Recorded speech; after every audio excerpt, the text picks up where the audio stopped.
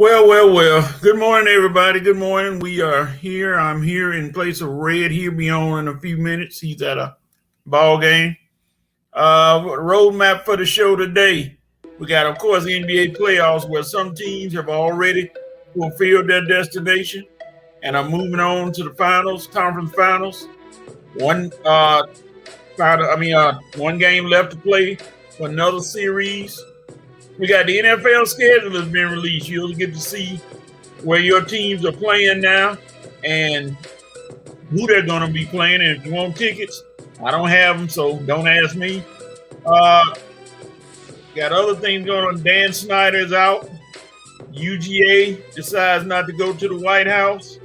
JJ Redick interviewed for a coaching job. The all NBA teams are released. We got a full show today, and we're about to get it kicked off right now. So come on in, sit down, take your shoes off, get comfortable, because for the next 2.5 or however many hours, the Red and Rev show is live. We're ready. What's going on, everybody? Welcome to another episode of the Red and Rev Sports Show, featuring Coach and our special contributor, Armani. Coach is coming to you live from the ATL show, right, giving you real sports talk, because we are real sports fans who are real sports athletes who have what, gentlemen? Real sports knowledge. So hang out with your boys, Red, who will come later, Coach, and Armani, as well as the Reverend, for episode 282 of the Red and Rev Sports Show. So as is our custom, let us get ready to hear what Coach got to say when it comes to the numbers 2, 8, and 2. What you got for us, Coach? In the tradition of staying current with people that you all know, I'm going to go with a man who is part of a two-man crew on one of the most semi-popular shows on the TV nowadays. He won the Super Bowl twice with the Denver Broncos, and he is a Hall of Famer. He's big time, and his name, number 82 on your TV and on your radio dial, Shannon Sharpe. Ooh. Everybody knows Shannon Sharpe, the mouth to South. So he is our pick for today, number 82, Shannon Sharpe. Now, he was 82 for the Broncos? Yes, sir. Because I thought he was 84 for the Ravens, right? Yeah. Okay. All right. You sure he was 82 for the Broncos, Coach? Uh-oh. Yes. Uh-oh. Yeah, do research again? Oh, Lord. Let me see. Uh-oh, Coach. I'll be right back. We might have to fire you. By the way, May is National Salad Month. Okay. Yeah, Coach. Yeah, Coach. I think I think we might have messed up. Oh, yeah. Let me see. I think he was 81 and then he turned 84. I got some concerns. I got some too, Coach. Yes, it's all right, Coach. It's all right. Well, he wore number 82, though. He wore 82 for the Ravens. Okay. You got saved. You got saved. I was in trouble. I always look at the Hall of Famers and the number, and they said he had 82. He had 82 for the Ravens. So I don't want in trouble. I go by what they say. All right, because he was good. He was good then, but not great. So you dropped him. Greatness had escaped him by the time he got to Baltimore. He was still good, but not great. Yes, sir. All right, Maurice Thor was providing information for us. Thank you so much.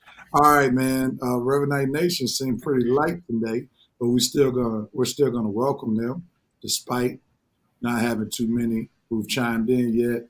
Good morning, Brother Jerry. Glad to have you, sir. Maurice Thor, good morning to you, brother, and thank you for giving us the information that we needed to make sure that Coach when fact correct. Because I was a little nervous because I was like, I don't remember it being 82 Denver Broncos when he made a name for himself. But nevertheless, we want to welcome Reverend Nation. And if y'all don't mind, please share this broadcast on your social media. Please share this broadcast on your social media. Let somebody else become aware of the Red and Rev Sports Show. Maybe we get some more people to come a part of the Reverend Nation. So please, if you don't mind to share this broadcast. All right, gentlemen, y'all know how we do it. And I cannot find my device that I use to give the sound effects. So there'll be no sound effects this morning. So please forgive me. And we'll go from there. And let's just see. I see Red popped in. I don't know if Mama Rose in there. We ain't gonna be having them in there. All right. All right. Solo today, fellow. Oh, okay. Now we don't want you to get in trouble with Mama Rose. Now she gonna pop up on the comments. Now she not that terrorizing now. Nah. All right. How y'all doing this morning? We're good, man. We're good. We're gonna go Coach, right into our Coach. Yeah, I'm like Coach D. Yeah, he was 82 for Baltimore. He was 84 with the Broncos. Yeah. So we were saved by the Ravens. That's for sure. Because I was a little nervous for a minute, but he got saved by the Ravens. All right. With that being said, let's go with our dope note and quote moments again. There'll be no sound effects because I can't find my device. But nevertheless, let's move forward. Coach, since you got saved by the Ravens, we'll start with you. Go ahead. What you doping on? Well, my dope moment goes to one Brittany Griner, who, after all the ordeal she went through, she was able to come back, and in her first game back, she scored 10 points. Light game, but the fact that she was back on the court and able to play back on U.S. soil, that's my dope moment for the day or the week. All right. Armani, what are you doping on? I'm gonna dope on it's not a sports dope, but I'm doping on Jamie Foxx's daughter coming out saying that, you know, her father, Jamie Foxx, is in remission, as being he's okay. So, you know, I'm a huge Jamie Foxx fan. Watched his shows growing up, listened to his music. Some of my favorite movies come from him, so I'm just happy that he's okay. Thank you, daughter Fox, for confirming that Jamie Foxx is okay. Whoa. Now that's the second time, Armani, you don't done that now. Now, Real, I need to ask, are we dropping entertainment tidbits with the dope note and coat? No, we're not. Because you know I can start doing that. No, we're that's not. The second time, Armani. No, not. All so, right. Armani, That's my two. Okay. Yeah. I was like, it's very sentimental. We're grateful that Jamie Foxx is making progress, but we're not going to start doing this. All right. You don't want Red to start dropping entertainment tidbits. Entertainment show. Oh, well, you want me? I got a backup. You want to do my backup? Let's go to backup, man, and make sure that's the last time you pull that stuff. Okay. Okay. All right. Bill Russell's rookie card goes for $660,000 at an auction. So whoever sold the card, hey, more power to you. I did not think that cars were worth that much. I knew baseball cars were, but I mean basketball cars. That's huge. So whoever sold that car, hey, big ups to you. $660,000 richer at the auction. Now that was a great dope, man. That's the first one you should have used. He wanted to share his heart. Yeah, I see. When it came our money, lead the entertainment to me now. All right, Red. Since you're giving pointers on dopes, give us your dope. My dope goes out to the all black team. I'm not sure what school they went to, but an all black golf team won the Georgia State Championship in golf this week. So I just want to give a shout out to them. They did it on Saturday right after we aired. So we could have posted it last year, but anyway, a Georgia all-black team won the state championship in golf. So good job, fellas. We got a lot of Tiger Woods out there, I see. coming from the state of Georgia. We breed athletes in Georgia, baby. Breed them. Woo! All right. And I'm going to dope on one Lonnie Walker's performance in Game 4. Showing yes. You might not be in the game all the time, but when you get your chance, make the best of it, where he just went bonkers in the fourth quarter. In Game 4, went from bench rider to substantial playmaker. In Game 4, scoring 14, 15 points in the fourth quarter, will basically being the main force for the Lakers winning Game 4. So big ups to you, Lonnie Walker, showing what being a team player is all about, not allowing being benched to hold you from showing up and showing out in Game 4. All right. Armani, what are you noping on? I'm noping on, once again, this fan base, Lord. Listen, you have to earn the right to have to play on primetime television, okay? Thank you. Let's not get all in our feelings because we're not playing on primetime. We've had 5 straight losing seasons, Falcons fans. You don't get TV time for F report cards. I'm sorry. You don't get TV time for that. So, no, we don't get primetime games. I'm sorry. That is what it is. You want a primetime game, start winning, you got to earn it. All right. Preach, Armani. Red, what are you noping on?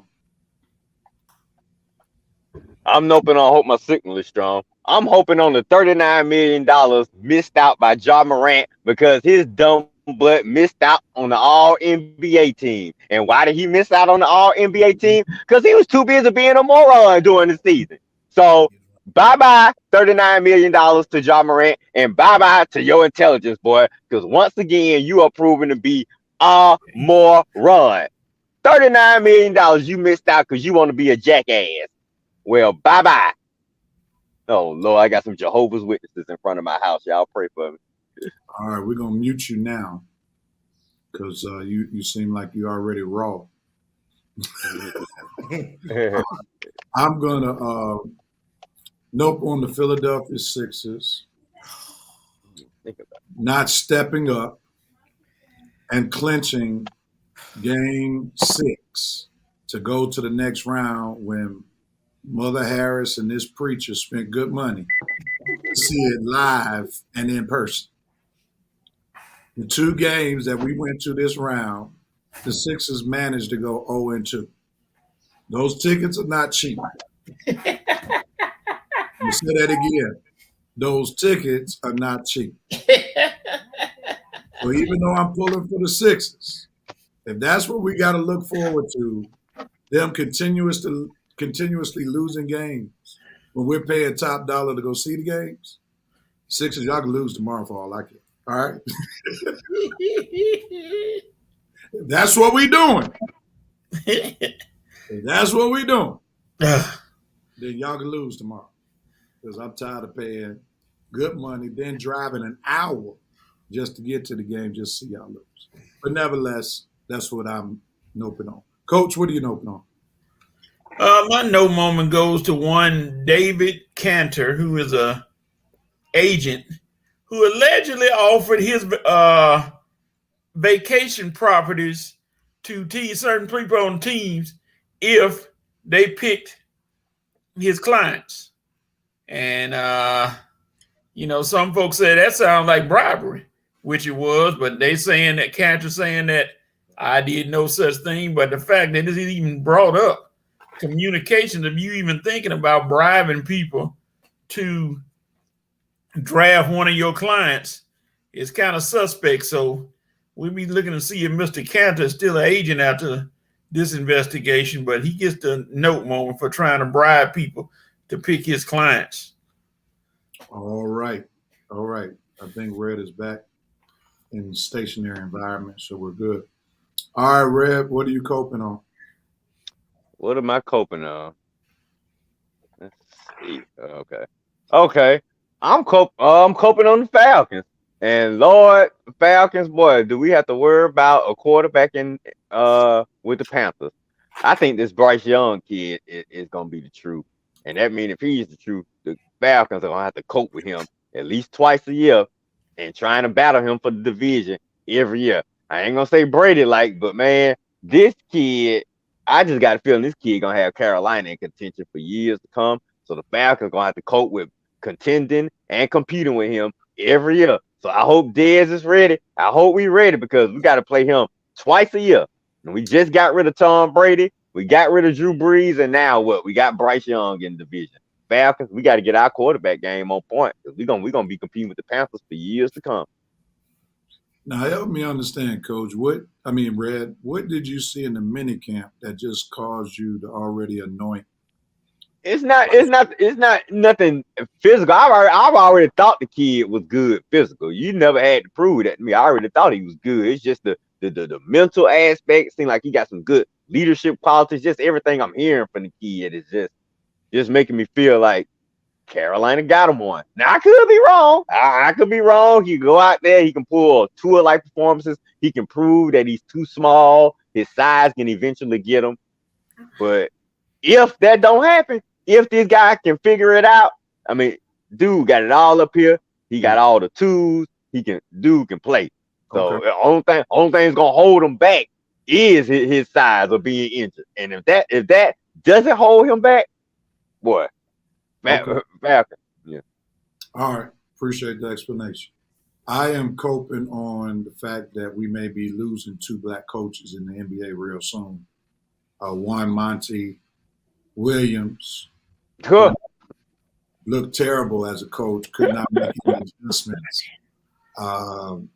That doesn't look good for his future as they got roasted in Game 6 by the Denver Nuggets. And then Doc Rivers, if they lose tomorrow, nobody's going to be saying, "What's up, Doc?" They're going to be saying, "Bye-bye, Doc."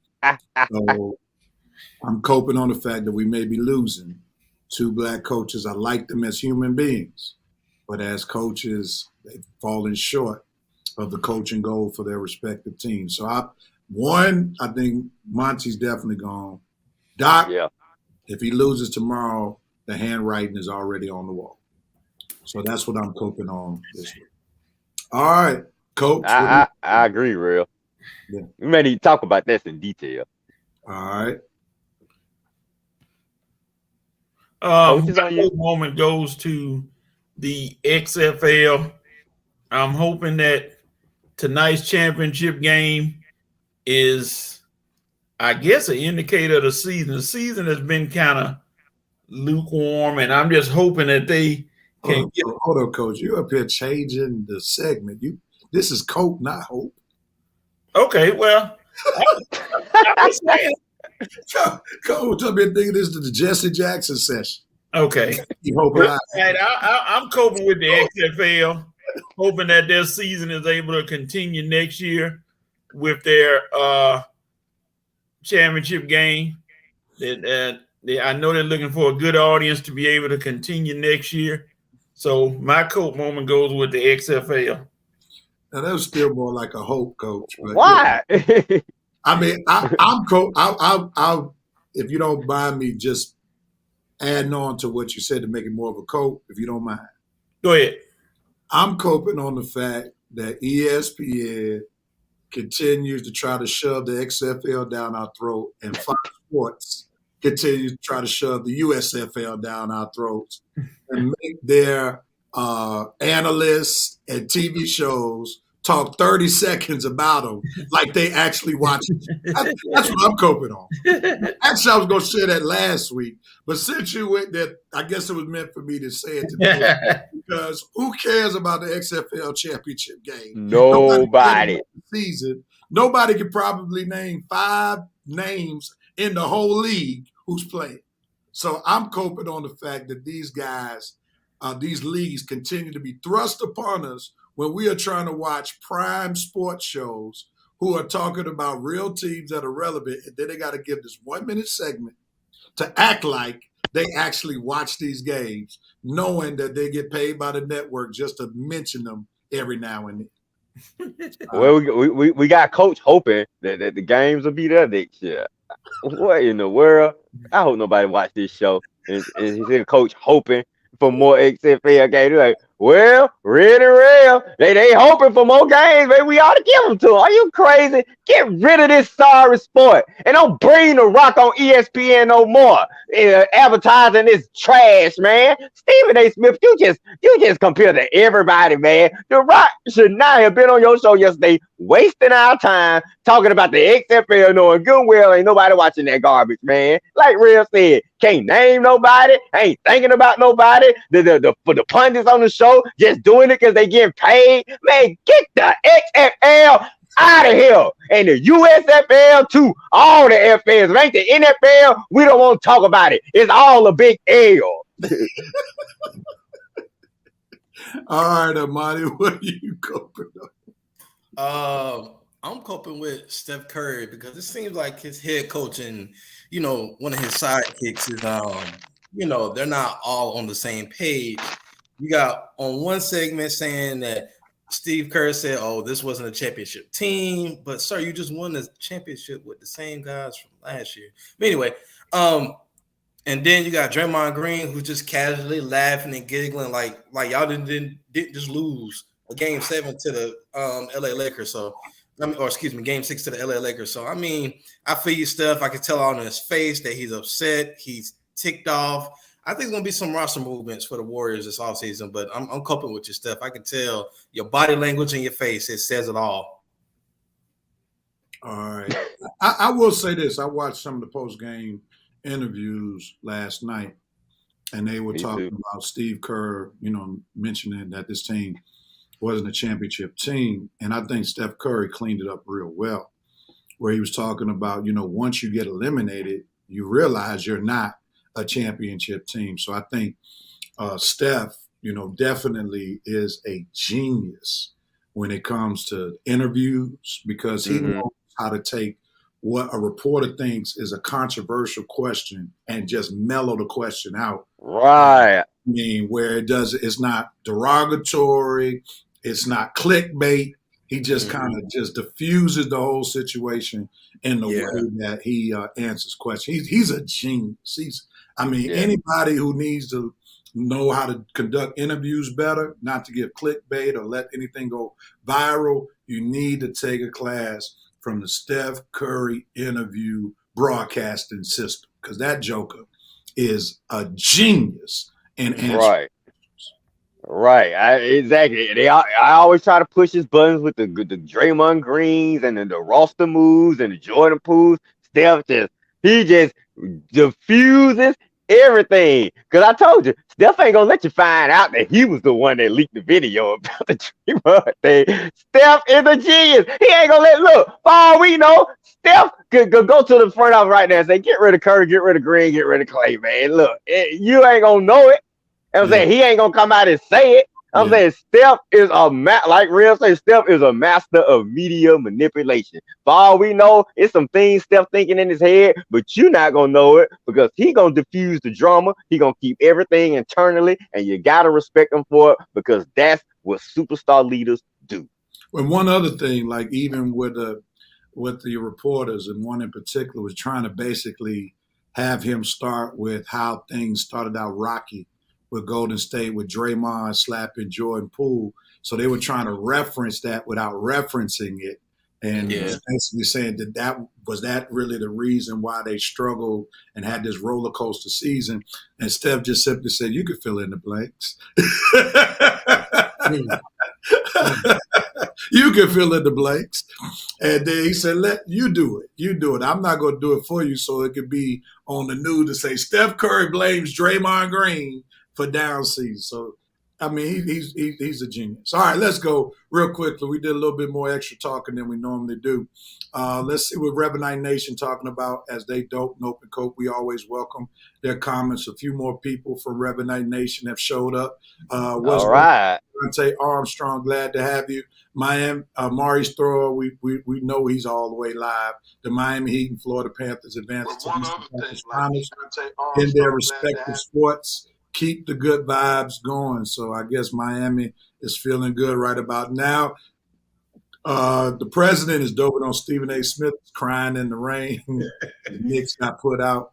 Mitchell White has showed up, Gang Green, doping on his Celtics, pushing to a Game 7, doping on Jordan Poole, shriveling up and stealing Golden State money, cope with Lakers fans acting like they won the championship already. Hey, hold on, homeboy. You better watch because first of all, we in the West Finals. Y'all still ain't got in the East Finals, okay? So you better watch out before the Sixers had a game of their life tomorrow, Mr. Mitchell. It ain't over yet. I keep telling our money, it ain't over yet. Y'all already done won 2 down there, and they can easily come down there. You think just because they was down Thursday? That's 2 days ago, Mitchell. Sunday is coming. Embiid is coming. Harden is coming, Maxey, and I don't know. Don't think them boys ain't got no heart now. So we gonna get stop. to that, Red. Say All right. We got Game 7 talk later on. No, okay. Poole and Welvin Green tanked in Game 6 for those Warriors right there. The president's Kobe LBJ will still be hated on. Just think what would have happened if the Lakers had lost the series for sure. Maurice throwing open on the NFL having Miami versus Kansas City play in Germany. That's just wrong. You wanted to see my quarterback, didn't you? I understand. Yeah, he did. Just save your money and go to Germany. You'll see him live in living color. Maurice, they ain't gonna fly you to Germany with the team. You better hop on that plane, boy. You better sneak on the board. Be a stowaway. I gotta totally disagree with you on that one, Maurice Thrower. You gotta realize the NFL doesn't have the luxury as the NBA does to have players come from these other countries to be able to expand the brand. You know, just like you have Hashimura from the Lakers and coming from Japan, Schroeder from Germany. You had Dirk Nowitzki who came from, was it Norway or something like that? You know, you got Luka Doncic who's international. You got the Greek freak from Greece. So you got these guys. Jokic. Brand. You got Jokic. You know, Jokic, and, you know, you got all these guys expanding the brand. Who's the Jokic, the Doncic, even the Schroeder in the NFL? You don't have it. So they'll play football overseas. Right. And they know that there may be an appetite for it, obviously, because the folk watch the Super Bowl in those respective countries. So therefore, hey, let's give them some football. Let's put, and and actually they're helping Jacksonville expand their brand because Jacksonville can't even expand their brand in Jacksonville. So let's take them over to London twice and let some folk in London become their things, and that expands their brand. It's actually they do it all right now, real. They get better with trouble. Cope Rev is going to start a 76ers ticket reimbursement. Service if Hard keeps playing the way he plays every time I go to the game, you might be right about that. The president's coping on the fact that Dylan Brooks will probably land a job somewhere, probably overseas. No, he's gonna be with Miami Heat. All right, Mario, throw it to the Sixers who can't seem to win at home during the playoffs. Doc Rivers, do us a solid today, please. Courtney Green just had something towards Red, so I don't know if that's a personal thing right there. Oh, I have no idea who Courtney Green is. Okay, well, he had some strong words for you. The president said on Rev on a bright note, it could have been the gorgeous ladies of wrestling on ESPN. Referring to talk about the X. Hey man, don't hate on my show. And then the president says, looks like the Warriors didn't care about it. That's a good play on words right there, Mr. President.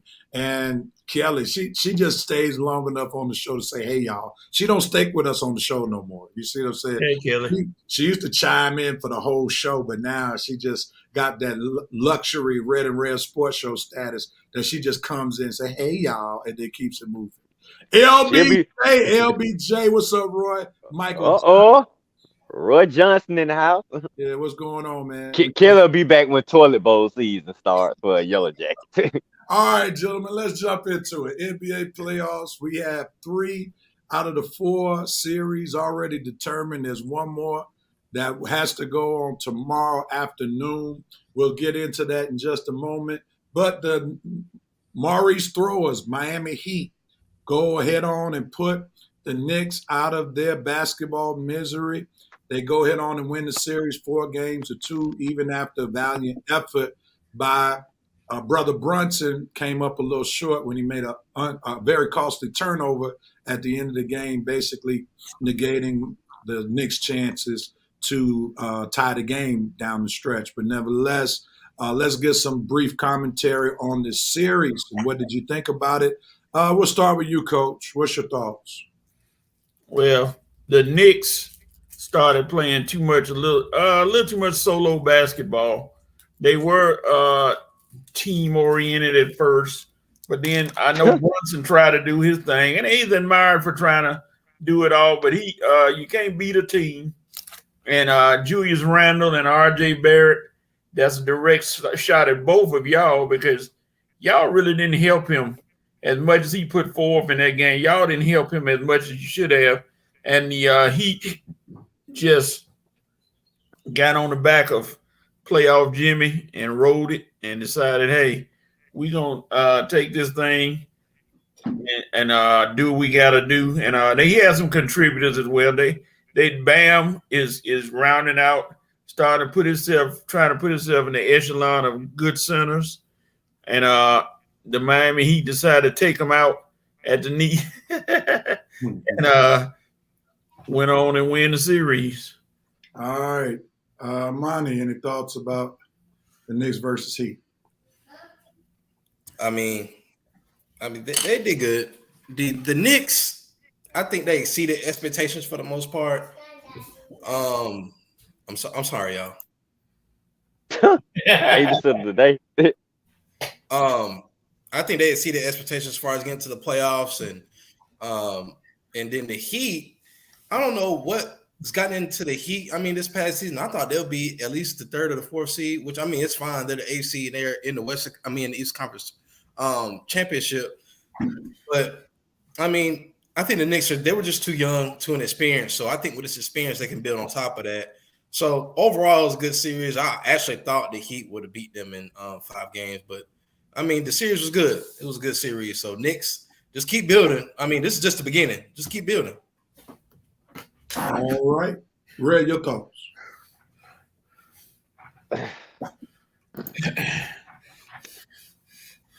Knicks were a doggone joke. I mean, they was a doggone joke the whole season. Just completely fooled us, had us thinking they was returning to the days of the past glory days. No, they still the same old Knicks. And the Heat, they the same old Heat. And that's a compliment. I'm going to tell you why.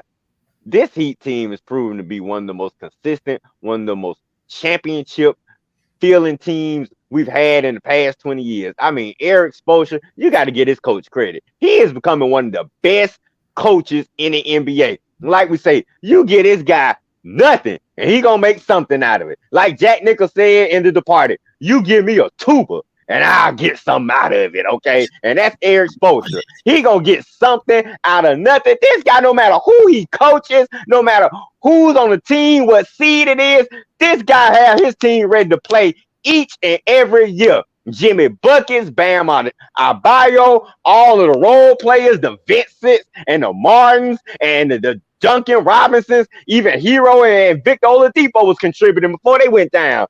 And the Heat were a better team than the Knicks. The Knicks ain't nothing but overrated trash. Yeah, Spike Lee, I said it. Knicks, overrated trash. Random, get out of here. I'm glad you ain't on the Lakers no more. Brunson, you good, but you need some help, man.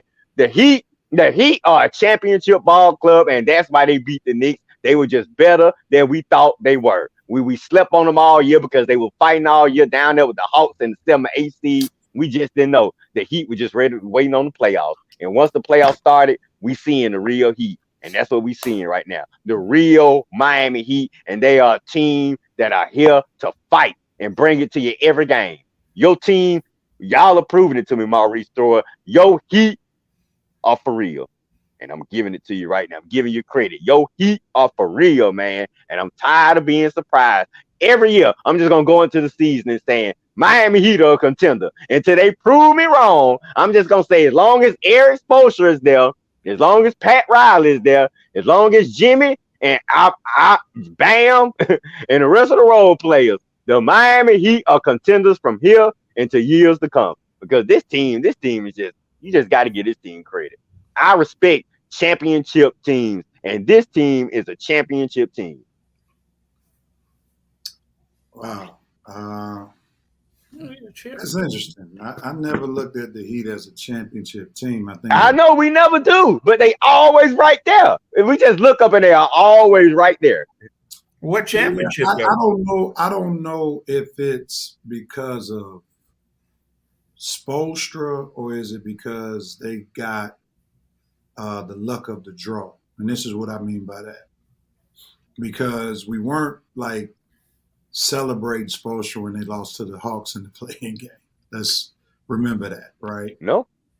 It just happened that they caught Milwaukee at probably the best time because Giannis was compromised. He didn't even play in the game. All right. Let's not act like the Knicks are world beaters, right? They're not. They suck. You know, I know I was one who predicted the Heat to beat the Knicks because they had Jimmy Butler, and Jimmy Butler, as well as Bam, were the most experienced players in this particular playoff series. So I'll celebrate Spoelstra if he is able to beat either Boston or Philadelphia. I think that would be a major feat because both the Celtics and the Sixers would be favored over the Heat. I don't really celebrate too much this Knicks victory series win because I thought the Knicks were frauds from the very beginning. I should have known that. I predicted them to lose against Cleveland, but Cleveland had less experience across the board than New York did. You know, like you're looking at Jared Allen talking about, oh, the playoffs are much more than what I thought they were. So, you know, he was overwhelmed, right? What? That's where retracts the first thing. I can't believe you said that.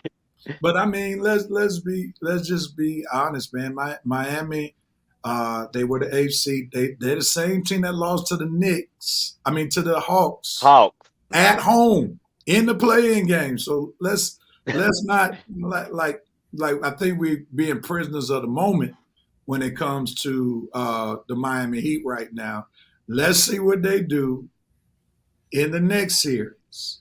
Because again, they beat the Bucks, but Giannis was compromised. If we can't be honest about that, then we can't have a fair conversation. But they kind of had a number though, don't they? When was the last time the Heat won a championship? When LeBron and James. Dwayne Wade. How are they a championship team? Well, they did go to the championship. They made in the bubble. They did make it to the championship in the bubble. Okay, so what's his name? Where's the trophies? They did go to the conference finals, I think, last year, didn't they? Yeah. Yeah. So I mean, they've been playing decent basketball. They've been relevant. It's not like Coach is a Heat hater. You don't like the Heat, Coach? No, I'm just saying. You said they were a championship team. I'm thinking they are NBA championship.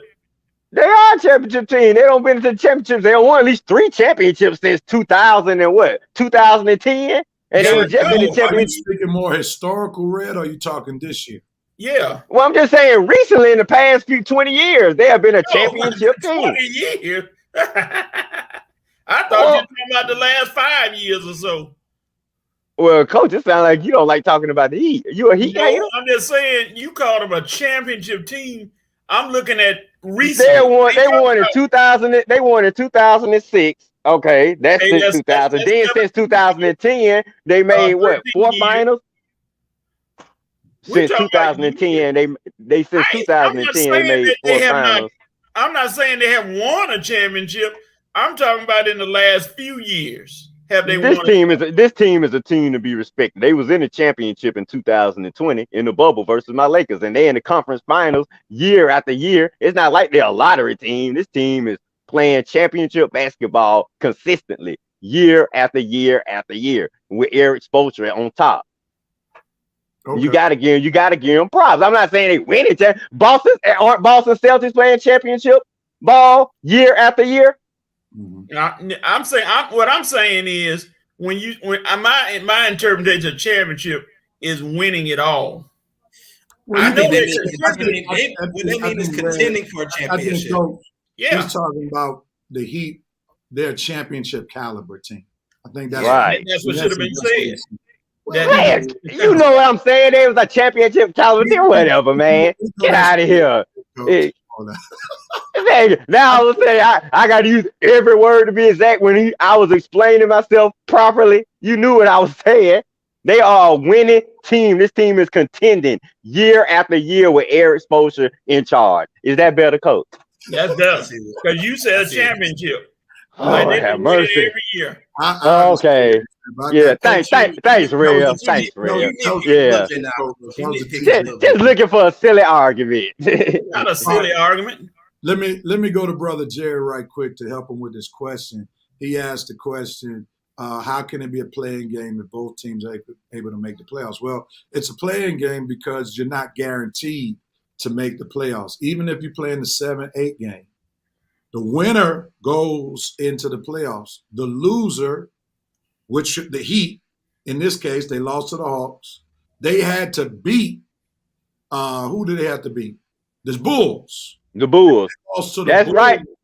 Eric. To the Bulls, they would have been out the playoffs, even though they finished 7th during the regular season. So that's why it's a playing game, because if you lose that 7-8 matchup, you still got to play the winner of the 9 and 10 matchup. And the 9 and 10, the winner of that game could beat who lost the 7 and 8. So that's why it's considered a play-in game, because you're not guaranteed to make it if you don't win that 7-8 game.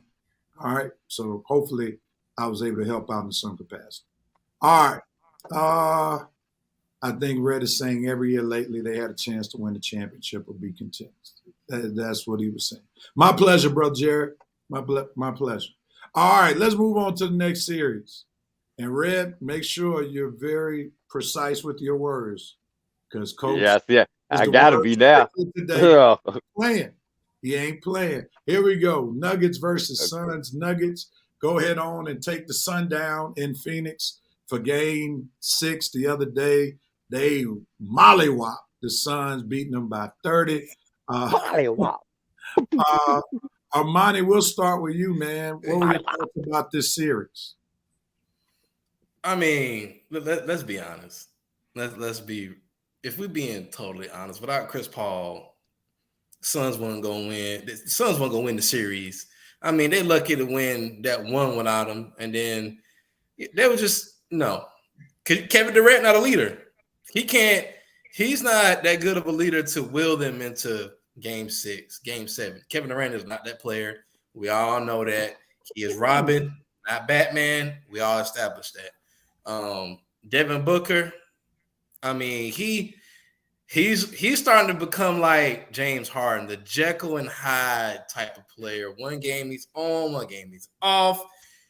His game is very bipolar-ish. So, I mean, you just never know what you're going to get out of him. And then DeAndre Ayton going down was a big blow for the Suns as well. So, and the Nuggets capitalized on that. They're the number 1 seed for a reason. So, hey, congratulations, Nuggets, going to the Western Conference Finals. I think that's probably as far as you're going to go. But, yeah, that's my take on it. I just think the Suns missing Chris Paul, missing Ayton, the Jekyll and Hyde thing coming from Devin Booker, Kevin Durant not being really a leader to will his team, but all of that is an accumulation of why they lost. All right, Red, you jump in there. Your thoughts about the series? Oh, Denver. Why couldn't you take care of business for one game earlier so my prediction could have been spot on? I mean, God, hey, these guys going crazy when I made this Denver in 5 prediction. They were clowning me, talking about I need to go to rehab, saying I'm Red, the dope addict from Requiem from a Dream or something. I was like, man, I ain't never got so disrespected in my life. No, I'm just playing, y'all. But still, I knew Denver was a better team from the beginning, y'all. That's why I chose Denver in 5. I mean, Denver just a much deeper team, and Jokic is just one heck of a great player. I mean, this guy's going to go down one of the best centers in the NBA, and I'm just surprised he made it to the second round. Every NBA team that need a big man should have their butts kicked for letting this guy get to the second round. Hawks, everybody that need a big man who can score pass, and rebound. Everybody need to be getting their butts kicked for letting this guy made it to the second round. 2-time MVP. Who in the world was scouting that year? Did you go and watch the games in Serbia? This man is the truth. Phoenix, I'm with Armani. Durant, you ain't no leader, man. You just a guy out there playing ball. CP3, injury prone every year. I ain't surprised about you going down. DeAndre Ayton, you ain't got no heart. And Devin Booker, please stop comparing yourself to Kobe, okay? Like Rev said earlier, money might take the loss in this team, man, because this team, you have talent, but you're underachieving. But I didn't think much of you anyway. So personally, you probably overachieved. But I think money is going to take the hit for this. And I never thought the Suns were going to beat Denver. Denver was always the better team. They're just too deep, coach too well, and they just execute at a higher level than Phoenix couldn't even hope for.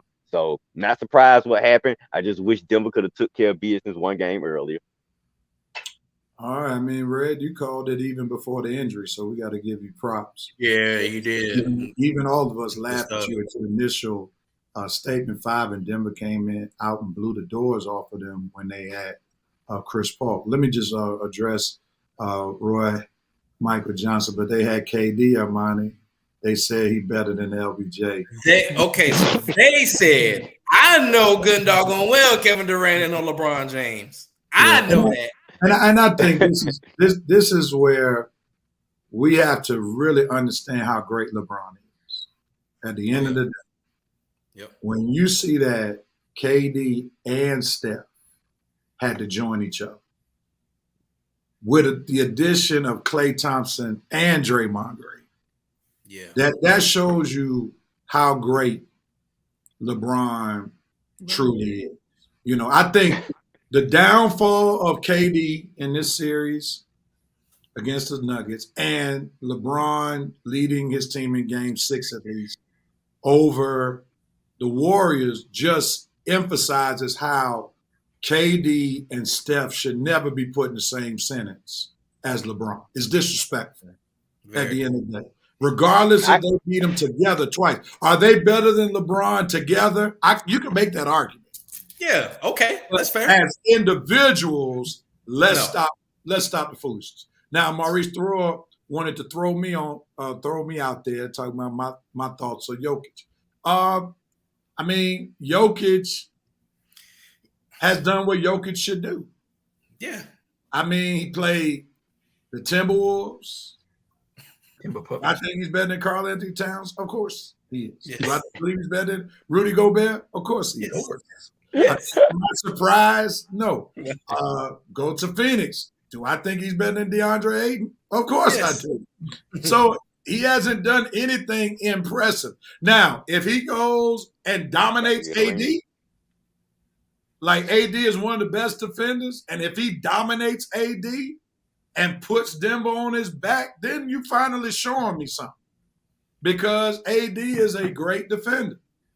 So, you know, this is the round that Jokic normally falters. In the bubble, it was in the Western Conference Finals. So talk to me after this series. Talk to me after this series. Is Jokic, yes, he's a talented ball player. He can shoot, he can pass, he can score. Not very athletic, but he's very witty. But oftentimes, when it comes to this point, and teams get physical with him, this is where he shrinks. There's a reason why he has 2 MVPs and no NBA Finals appearances.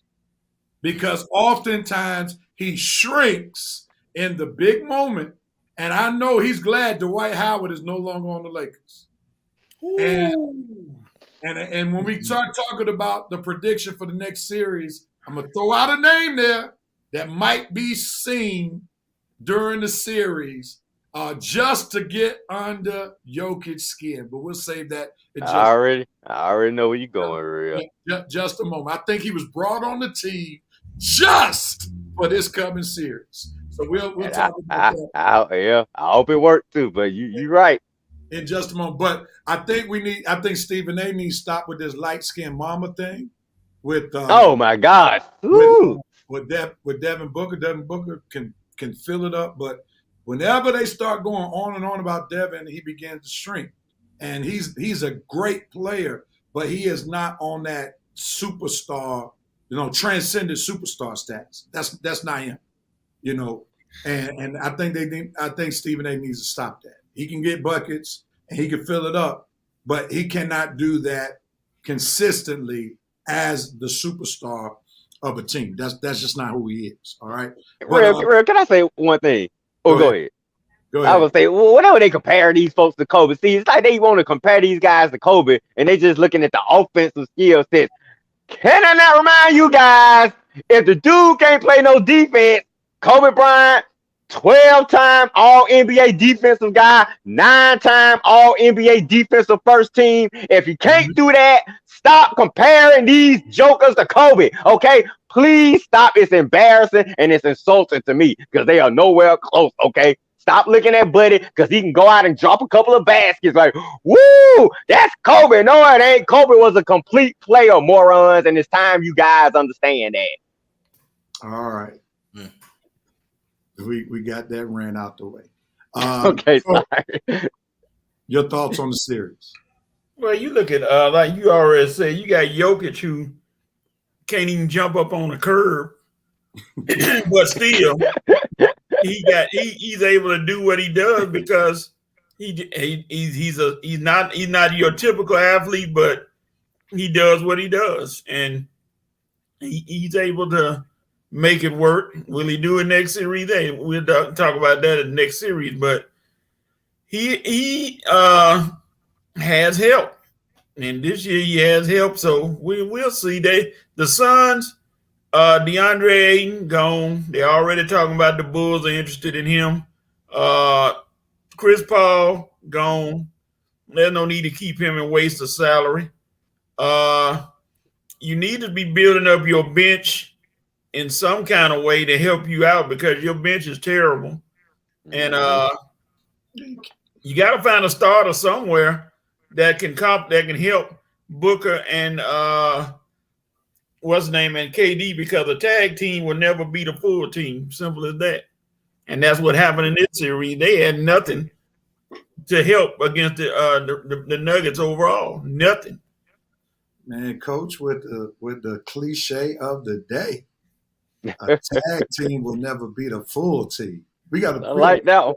We got to put that in quotes and put Coach. I like that. Coach, I'm gonna put that on my page, man. I put your name on it though. Beat a full team. Yeah, Coach. That was a good one. Coach Patrick Thompson. You're so stupid. We're gonna put that in a meme. I like that. Yeah. Oh, like no. that, like Lord. That was a good one, Coach. You don't woke us up now with that one. Look, Coach Johnson. There you go. I will use that with my team. Look at it, Coach. Oh man. We gotta put out there, Coach. You said something right there, brother. Coach, where you get that from? You heard that in a movie or something? No, that's just a fact. Because I mean, looking at the Suns had that's all they played with. What did Chris Paul do? Nothing. Nothing. That game four, they beat Denver. That's all they were doing. It was just Durant and Booker. Durant, I kept saying, why don't y'all guard these? They not throwing it to nobody else. If Durant and Booker couldn't beat them in game four, they would have been eliminated. Yeah. Well, here's the thing, man. And we already, Coach went to 5 for 5. We may have to change the topic now since Coach started giving future predictions for the Suns. I'm sorry. Oh, yeah. He pulled a Armani right there. But anyway, I think it was not wise for them to bring DeAndre Ayton back when they knew how much Monty Williams didn't want him. Right. Why would you bring him back if you know the coach does not have faith in him? If you're that bent on bringing DeAndre Ayton back, then get rid of Monty Williams because you're not putting DeAndre Ayton in a place where he can flourish because he did not want to play for a coach. Bless you. He did not want to play for a coach that did not believe in him. So this was a wasted year for DeAndre Ayton because there's nothing that Monty Williams could say to him that was going to motivate him because he knew Monty didn't want him in the first place, and he showed he didn't want him during the playoffs last year. And this year too. That just made absolutely no sense. Very counterproductive.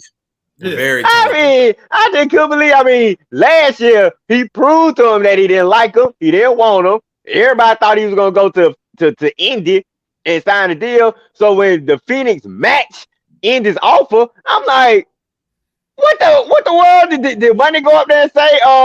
Okay, I guess I'll try to work things out with him because we all know money didn't like the guy. He didn't like money. There was a rift between those two. Now this year, even playoff, even this series right here, it still was a rift between those two. Money benched them. Don't get it twisted. I think DeAndre Ayton proved a point by sitting out in Game 6. Yeah, right. Because if he remotely like Monty Williams, he would have dressed out just like Andrew Wiggins did. Andrew Wiggins got a fracture in his rib, pain all day, every day. He gutted it out for the sake of his team. DeAndre Ayton said, "You know what? I see the handwriting on the wall. I want Monty Williams out of here, so I'm gonna play sick." or I want to be out of here, so I'm gonna play sick and hope they get rid of me. I mean, it's just I couldn't believe they bought him back. I couldn't believe they bought him back. When they bought him back, I thought money had a change of heart. That's what I thought. I thought it was a change of heart because we all know money and him were not seeing eye to eye. They didn't like each other. They don't agree on nothing. And then this year in the playoffs, it happens again. Money benches him again. Got to explain to the press conference again, why he has to bench the guy. And you're right. When Game 6 came and I saw DeAndre Ayton wasn't playing, I was either A, Money benched him, or B, DeAndre had a little minor injury and just said, forget it, I'm not playing because I don't have no respect for the coach. Why am I going to waste my career or risk an injury for a guy I don't respect? So it was all done. Hey, Dana, let's everybody give Dana a wave. Hey, Miss Dana. Dana, so glad to have you. We continue to What's up, Kurt? Kurt Lee is watching. Brother Tony said, are y'all talking Falcons today? Unfortunately, we will be because there was a schedule that was released this past week. So we let Red and Armani finally talk about the Falcons since it's relevant to talk about them now since the schedule went out. Man, I thought we already talked about the Falcons. No. All right, here we go, man. Let's move on. Red, get ready. We'll give you 2 minutes, 2 good minutes. Your Lakers showed up yesterday, won their series. So what's your thoughts about what happened?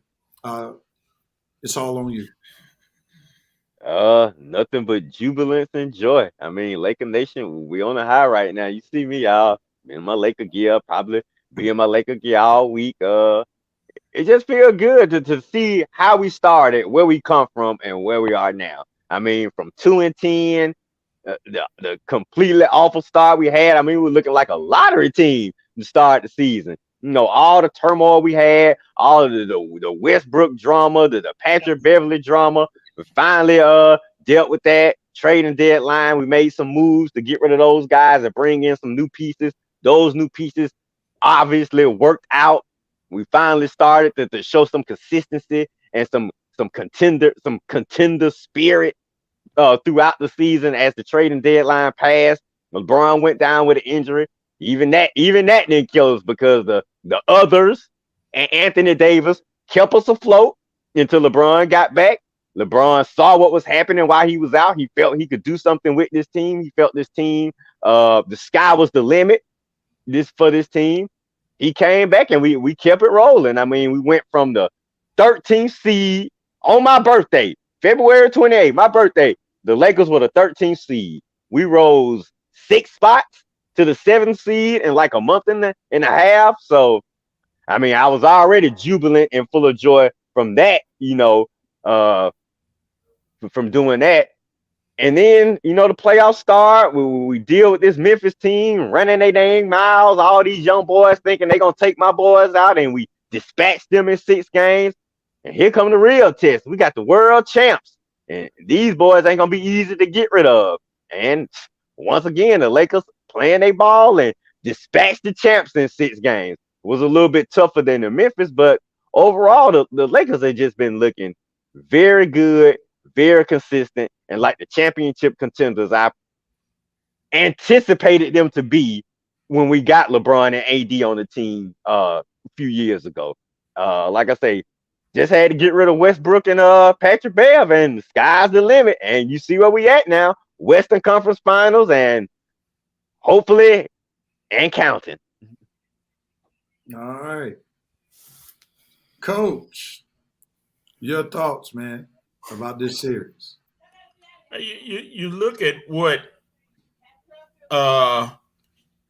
Steph did, but it's almost like he had no help. Klay Thompson, my gosh, what happened to him over the last few games? He got completely lost. He was terrible. Draymond Just D'd him up. and Poole are going to have a loser leave town match to see who leaves first, because one of them or both of them got to go. There's no way both of them are going to stay on this team. They like I said, it just came down to a defensive thing, and they just shut Klay Thompson down. I mean, they shut him down. Kevon Looney, I don't know, he got a lot of rebounds, but no baskets. And just like people say, championship teams are won by defense. It's not offense. They're won by defense. If you can stop somebody from scoring, you win. Most times, you win a lot of games. You win a lot. So the Lakers just got a good defensive team, and they decided to take them shooters out. Steph didn't have a particularly great shooting series either.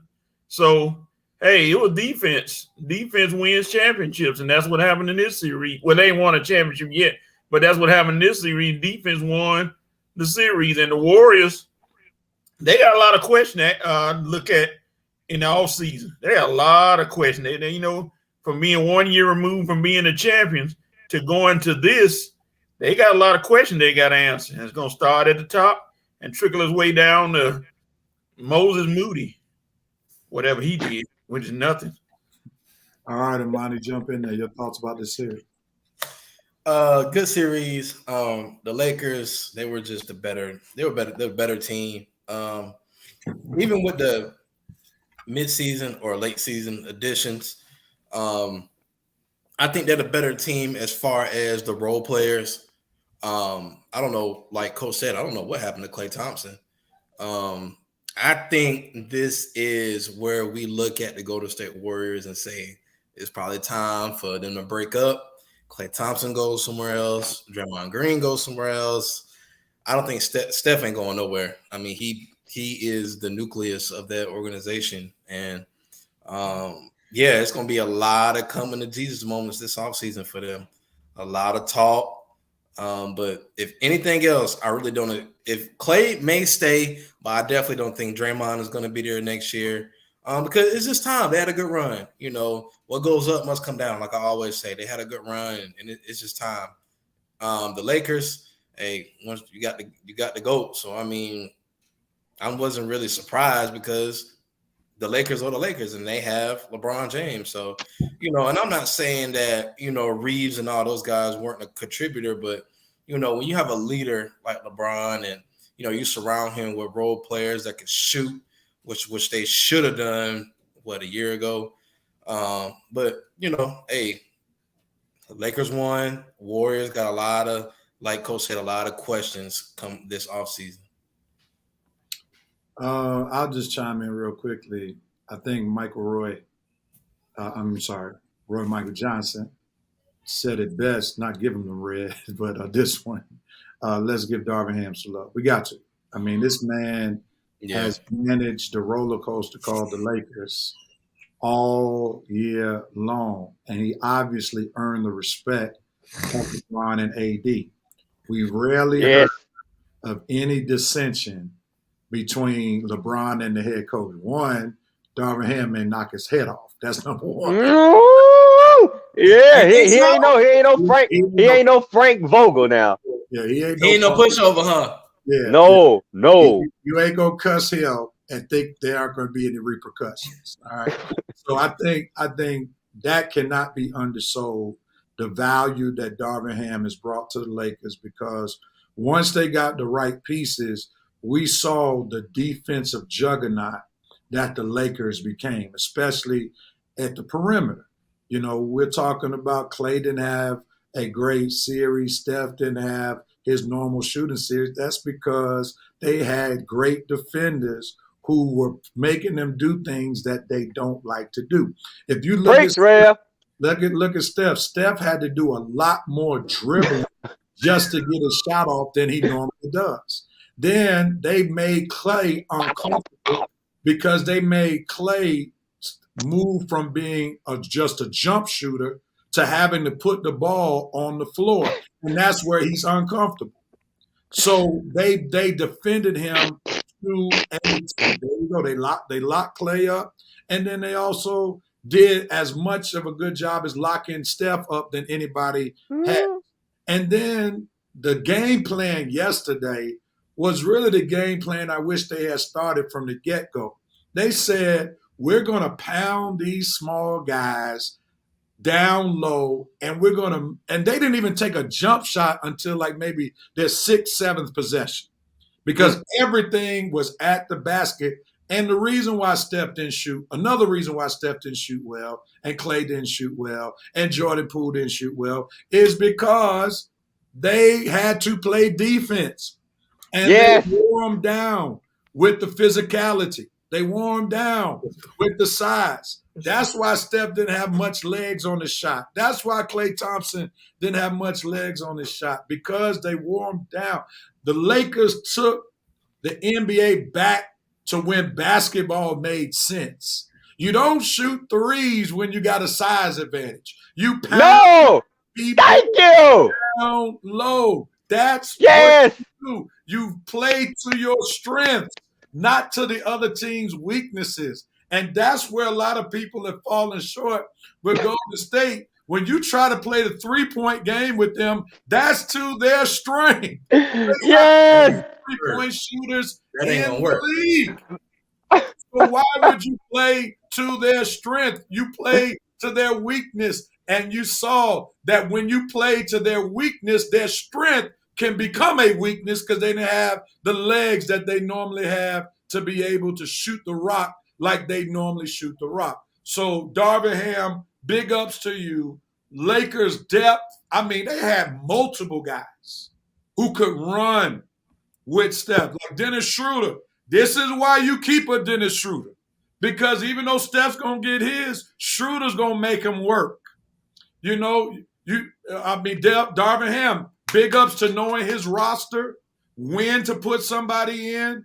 He put Lonnie Walker in, and Lonnie became a contributor, especially in games 4 and game 6. Didn't do much in game 5 in Denver, but he knew the pulse of his team. And big ups to LeBron, because LeBron has now been able to preserve some of his energy because he trusts Russell and Reeves to do more of the ball handling. So he's not wearing himself out. So I got to give it up to LeBron, because a lot of people were nervous when the Lakers started making their run. When they made the trade, LeBron was hurt at the time. People were wondering how LeBron was going to fit in. And LeBron, being the basketball savant that he is, he made the adjustment. And that's why, let me just say this. And we don't have to go into a GOAT conversation, but this is why I believe LeBron is the GOAT. I believe Michael Jordan is the greatest champion. LeBron can help his team win in multiple ways. Yes. He's the only player that we've ever seen do that. He can win with a big man as his number 2, a point guard as his number 2, a shooting guard as his number 2. Then he knows how to gauge the game. And he can play and still be effective, not just scoring. He could do it rebounding. He could do it as the floor general. If you look at Mike, if Mike wasn't scoring, there wasn't much that else he was going to do besides play good defense. Mm-hmm. But LeBron could do so many things in so many different ways. That's why he's been able to win championships wherever he went when the roster was not made up the same way. So that's all I'm going to say. That's all I'm going to say. Red, you got your Baptist finger up. Yeah. You did come out of a Baptist church, even though you don't go too much. But yeah, go ahead. Well, I'm gonna bring my church spirit out, real, because I got to say hallelujah to your comments, man. Hallelujah, man. Because man, I couldn't have said it better myself. I hope a lot of Laker fans were watching and listening to Rev preach this gospel on our team. Because man, buddy, he break our team down perfectly. I'm gonna just add though, but Rev, like I was saying, what you said about the 3-point shot. Remember, I came on your page and said, why are we shooting threes? When we get a sizable lead on them, just go to twos. We don't need any more threes. Just bleed these guys down slowly. That's how you beat the Warriors. You can't beat the Warriors by going 3 for 3 for 3 with them. Are you crazy?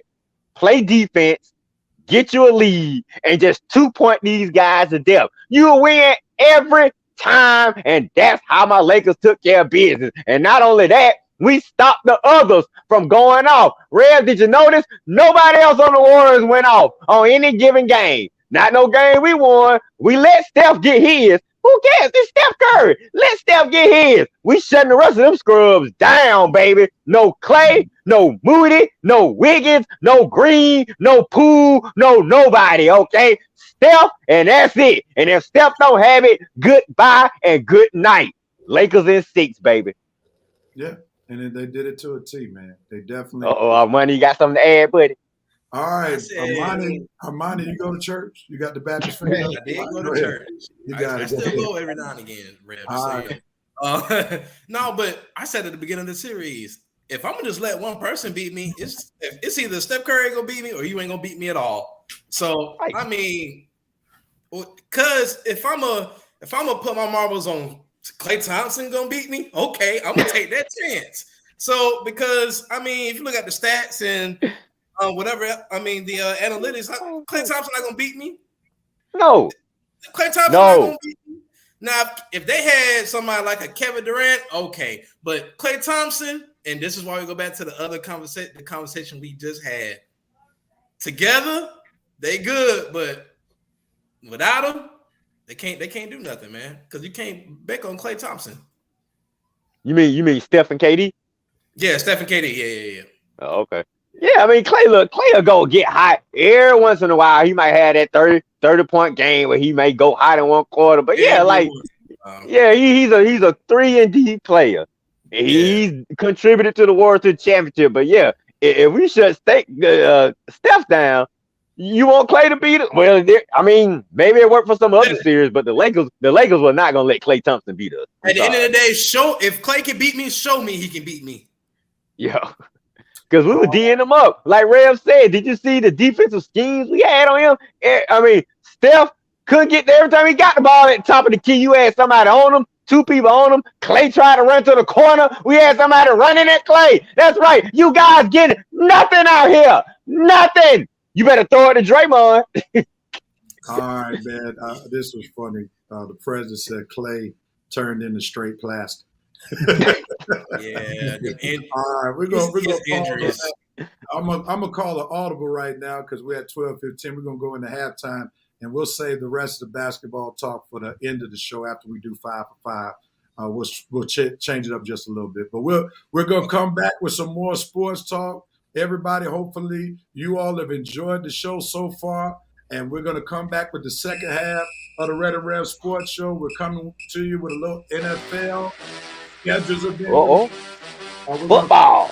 With Game 7 talk between the Celtics and the Sixers, as well as we're going to give our prediction against the Lakers versus the Nuggets. So hang out, hold on just a little while longer with the Red and Red Sports Show. We'll be back in just a minute for the second half. We'll be right back.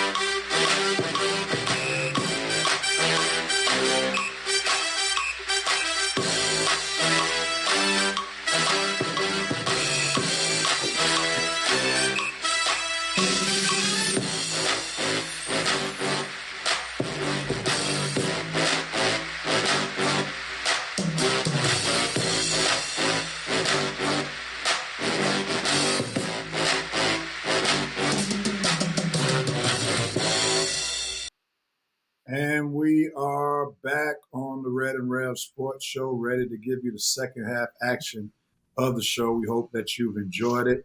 And if you don't mind, as we shared earlier during the show, please share this broadcast. Please share this broadcast. Let somebody know about the Red and Rev Sports Show through your Facebook timeline, or if you're on YouTube, hit that icon, share, and text the link to somebody so somebody else can be a part of the Revenite Nation. Enjoy the Red and Rev Sports Show. All right, Red, get ready. We're going to shift gears real quickly. Hopefully, in the midst of your celebrating the Lakers, you had enough room to get you a good Braves report.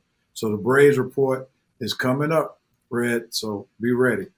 In 5, 4, 3, 2, 1, here we go.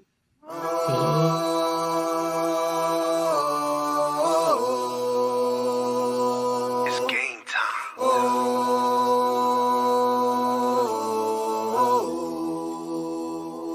It's GT. Well.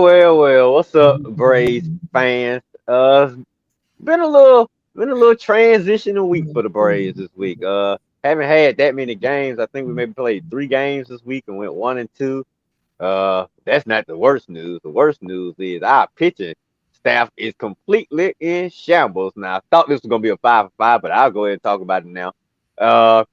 Braves starting rotations is in shambles right now, man. We lost 2 starters, gone for 2 months. Max Fried and 21 game winner, Kyle Wright, and let me say, Cy Young candidate Max Fried. So just to let you know, these are 2 big pieces missing from our starting rotation.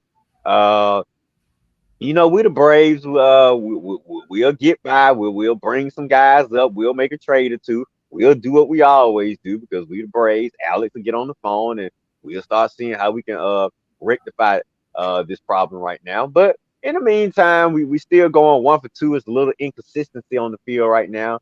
The bats don't seem to quiet just a little bit, and the pitching is a little mediocre. So with the transition we making, we had to have a bullpen game earlier this week. It didn't work out for us, and then Strider came out, didn't have his best start last night, but man, still struck out 9 or 10 people and went 5 or 6 innings. So didn't really give up too much. So not really a bad start, but right now with the pitching rotation in shambles, we need about as flawless of starts as we can from all our starters. So we still got Elder, Morton, and Strider in rotation. And we're going to have to bring up our boy Soroka. Eventually, Mike Soroka is going to have to make his eventual return to the rotation. Wasn't sure when he was going to make it, but he might be sooner rather than later because we need him right now. So Soroka, can't wait to get you back, baby. I hope you're ready because we need you, man. Playing the Blue Jays this week. So like I say, in a little transitional period, we'll call one our low weeks of the year. Austin Riley, dude, you need to pick it up. Your bat has got to start talking. You don't got a little quiet lately. I know you got your money. You're feeling financially secure right now, but we need you. Okay, you number 3 hitter in the lineup. Can't have you doing worse than the number 4 hitter. Murphy, Olsen, and Kuna, they raking. Albus raking. Michael, he coming along. He was hurt. But Austin, you've been healthy all year long, and you're not doing what we expect you to do. So you got to pick it up, man. But other than that, Braves still first place in the division. Still got a sizable lead. We okay, but we got to fix our pitching staff, and our backs that got to start talking a little bit more consistently right now. But at 25 and I think 13, I think we okay right now.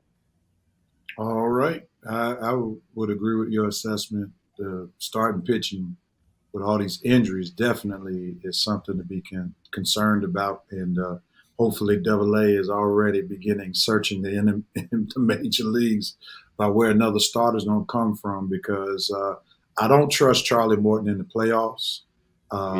He's a lot older. And then with these injuries to Kyle Wright and Max Fried, I think the Braves may do well to get in the market for another starting pitcher. Solid.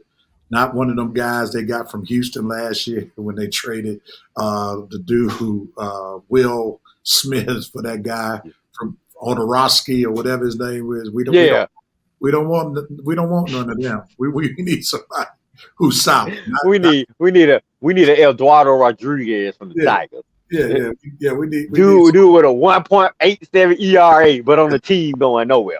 Yeah, we don't need nobody who's a 5th starter and just throwing for batting practice. We don't need that.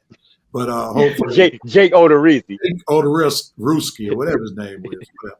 All right, man. So let's go. Oh, boy. You got any thoughts? Are you good?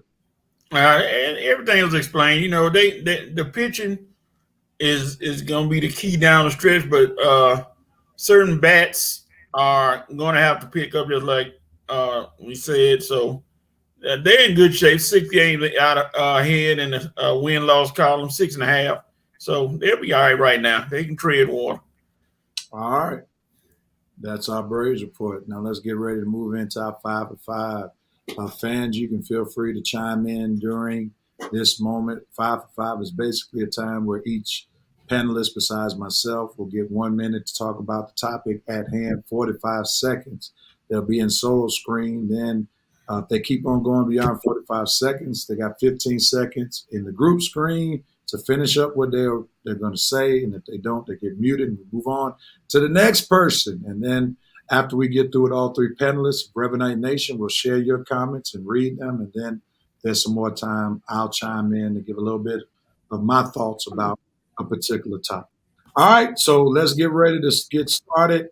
We'll start football. Dan Snyder, the now soon-to-be former owner of the Washington football team / Commanders, is now out. All right, Coach, I'm going to start with you. I'm queuing up the music. The VP is not here, so he would normally say cue limits. And I've queued it up. Let's get ready to rock and roll, Coach. Your thoughts in 5, 4, 3, 2, 1, go. Good riddance. Armani, what you got? Yeah, it was about time. I mean, when you got the other owners and other players coming out against you and you're doing dirt, what you think was going to happen? What did you think was going to happen? You got forced to sell the team, brother. Hey, the chickens came home to roost, as they would say. So that's all I got on that. He's out. Red. All right, let me offer a little bit more. It's completely deserving. This guy has been just a disaster and a shame since he bought the team in Washington. The Redskins are a historically traditional, great NFL franchise.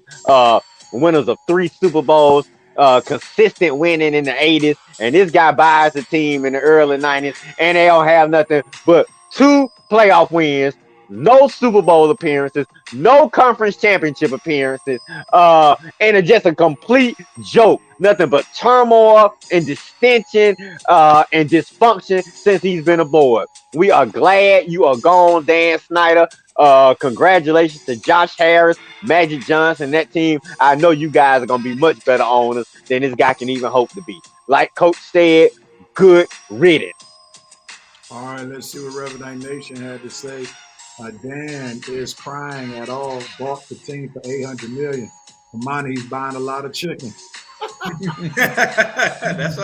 And I mean, think about it. That's true. The Jokers spent $800 and making $6.6 billion. I mean, it's crazy how these owners get pushed out, which they need to, but then they make a huge profit. Right. It's like he's not even getting punished, man. He's getting rewarded. Like Donald Sterling, you know, he makes the racist remark, he got to sell his team, and then he gets a few billion on top of it. It's absolutely crazy. Make him sell the team, but somebody else need to get the profit. For sure. But low-key, Dallas Cowboys are waiting for the day. Dallas Cowboy fans, low-key, are waiting for the day that Jerry Jones exits as well. Like Dan Snyder is out, because Jerry Jones has not done much better, especially since he wanted to be the star of the show and get rid of Jimmy Johnson. I'm sorry. Jimmy. Johnson. They haven't been much besides that one Super Bowl that Barry Switzer won with Jimmy Johnson's players. So I know key to Dallas Cowboy fans, like, I can't wait for this day when Jerry and his family sell the team, but I don't think that's going to happen because the family no, but Jerry will be out. Yeah, I think the family going to stay keep the team. He said, you know, the owner was horrible when non-Washington fans even celebrate. that's for sure. That's a good point, Dante. Excellent. He getting that Michael Jordan treatment. All right, here we go. Let's move on.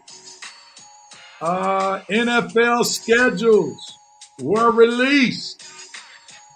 Give us your thoughts about the schedule overall and your particular team. You know, Coach, the Steelers guy, Red, and Armani are Falcons guys. So just keep that in context. Y'all can speak about the whole league or your specific team. Here we go, Armani. You're up. Go. I mean, I don't know why the NFL has to make a big thing out of everything. I mean, schedules released. I mean, what were they not gonna release them when no football gonna be played next year? Like, okay, that was a given. But anyway, the Falcons. I mean, I'm looking at the schedule. I'm gonna say that we should have a winning season this year after 5 straight losing seasons, but you just never know with this team. I mean, they took a running back with the 8th overall pick. Okay, I mean that's fair, but with the additions we made on the defense, I think we'll have a winning season. When we get into the postseason, it'll be a fight for the NFC South. It's gonna be between Carolina and Atlanta. So Atlanta, I hope y'all know what y'all doing, because Desmond Ridder ain't it. Arthur Smith, I told you, don't let him get you fired. Record.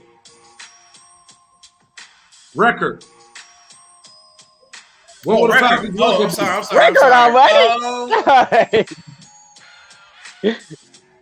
All right, man, you're going over your minute. Hurry up. I'm gonna say 9. I'm gonna say 9-8 or 8-9. No, excuse me, 9-8. It may not be playoff worthy, but we'll see. All right, Red, go. I have no problem with the schedule releases. The NFL, they gonna make an event out of everything. So hey, let them. I mean, they making money. Let them. And we love football, so it's no big thing. I was kind of shocked that Chiefs opening up with the Lions. That was kind of surprising, but folks think the Lions are gravy. I mean, gonna be good next year. I think the Falcons schedule is fine. I think that they're trying to get the Falcons in the playoffs. They gave us pretty much the easiest schedule out of everybody percentage-wise. So I appreciate the NFL. They doing their best to help us out now. So, I mean, Falcons are going to be all on you.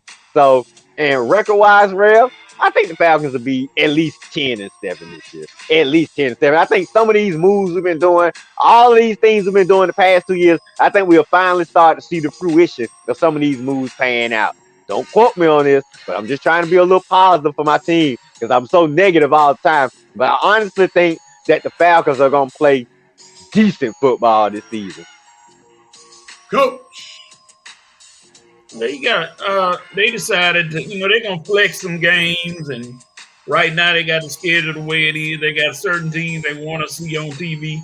I wish they would flex the Thanksgiving Day games, because some of those games still remain same old teams and same old games, same old losses. So schedule release is something for the fans, and everybody's happy, I guess.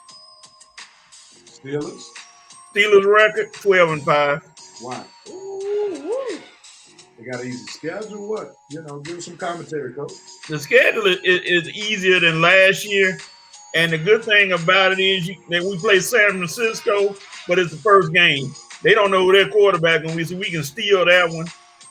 Through the series, of course, we're gonna have our fights with Cincinnati and Baltimore.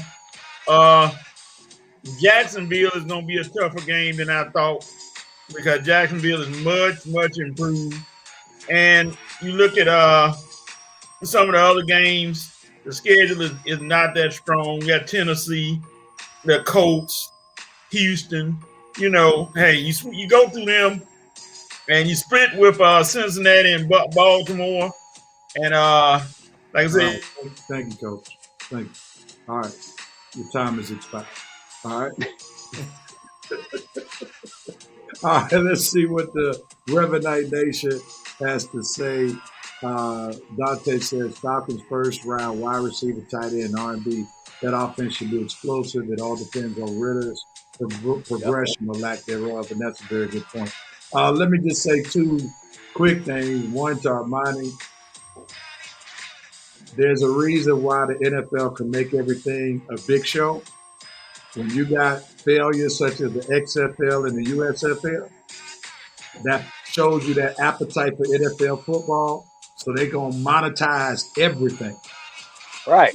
Like, so that's why they know they have the football market hands down. Nobody getting excited about the Canadian Football League or any other league. So that's why they can do everything. The other thing is, I am a very happy pastor. I am a very happy pastor. As Red and Armani shared with Falcons fans, that when you don't do good, you don't get any primetime games. The Eagles have every game in prime time but two. So I should not see any pastime folk skipping church for football games because football will not be coming on until 4 o'clock most weeks. Or they'll be played at 8 o'clock at night. When I saw the schedule, our hands are lifted up. Because I'm in a football territory where Negroes will literally miss church altogether and stay home. It ain't like they're going to Philadelphia to tailgate because we live an hour away from Philadelphia, but they will tailgate at their home. So I'm so glad when I saw that schedule. So Eagles, if y'all gonna keep playing on prime time, keep winning 13 games. Keep winning 14 games. So the offering and everything else will be in. Rev, you got to throw your Jalen Hurts jersey out for that offering to get up, man. You better stop hating now, Rev. You know football season is coming. Well, they did help the cause because in the last 2 years they have drafted 6 Bulldogs. Yeah, you're right. So they did. Pastor, you must be living right. Rev, ain't no need to try and deny it, Rev. And you might as well go and put it in motion now so it won't be a problem. Jalen Hurts will be coming to Passtown on bye week. Just go and put it out there now. Get him in the church. Well, if he makes that trip, I'll put on the jerseys for real. Well, Ray, I'm not surprised. You need to be trying to exercise your celebrity in town. Get some of those athletes to your church. Forget Harden, but Embiid, I definitely try to befriend him. Or maybe some of the football players. For sure. And actually, Maurice Thrower, you own something right there. We might have to do a tailgate after church since they got 4 games. That might be something worth doing, man. So yeah. Come on, Rev. You got to appease to your members. You know, you got a church full of sports fans, and you one too. You know, the pastor is a sports fan with a congregation full of sports fans. Y'all got to work together now. We want to see. Well, it's gonna be me adjusting. They ain't adjusting. Because one of the things I do recognize is this, and you know, I came from most of my sports life being in Atlanta. We know Atlanta is very much a transient city. Oh yeah, Atlanta became Atlanta because of all the transplants. So this is why you can have Coach come from where he came from, Mississippi, as a Steelers fan. He stayed a Steelers fan. We know folk come from other places. There's no real loyalty to the Falcons because most of the folk are not Falcons fans in Atlanta. But when you come to a place like Pennsylvania, and there's no shot on Pennsylvania, most of the people who live in Pennsylvania are Pennsylvanians, period. You don't have a whole bunch of people saying, I want to move to Philadelphia, I want to move to Pittsburgh. You know, pretty much Pennsylvania is made up of homegrown folks, so that's why their fan base is so passionate, because they are homegrown folks. So they're not shifting. They're diehard Philadelphia all day, every day. I told them straight up, I told my congregation, there's one team that I will not root for. I don't care. They could increase my salary, and I still won't root for them. And that's the Philadelphia Phillies. Period. Oh no. Period. But I don't know why they root for them.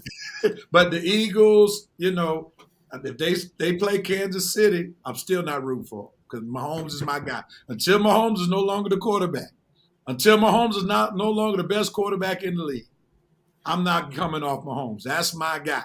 Now, the Falcons, they keep making stupid moves. They can move into that second hole. They can move in. But I'm going to stick with the Falcons right now, and then the Eagles will probably be third. Probably be third.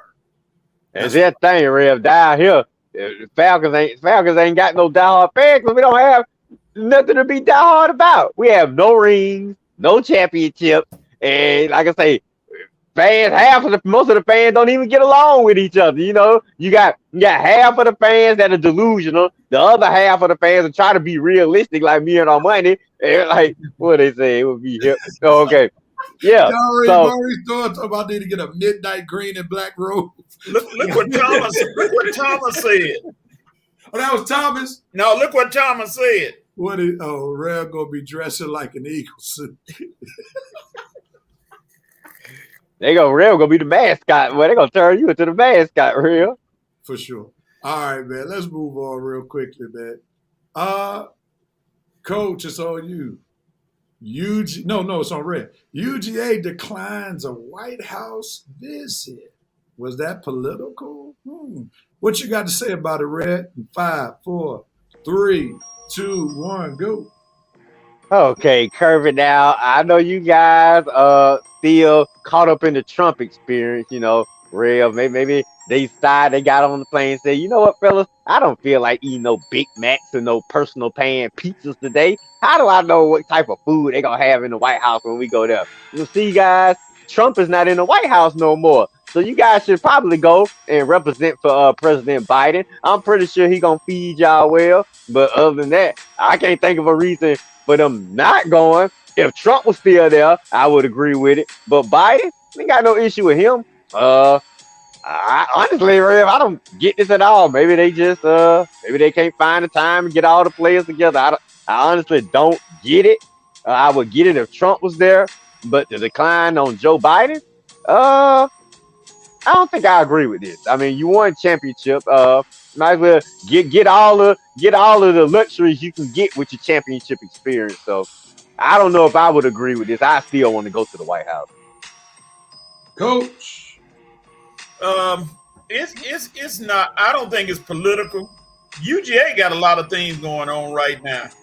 They really do. They just had is in the middle of, I guess, graduating and everything. They got lawsuits.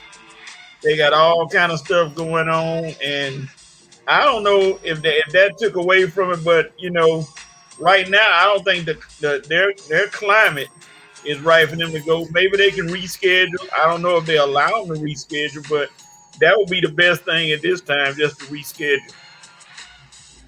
Armani, what you got?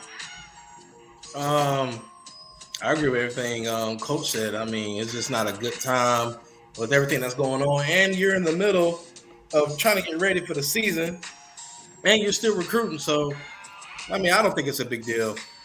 I've been to the White House a couple times. I mean, it's nice and all, but I mean, it's really not that big of a deal.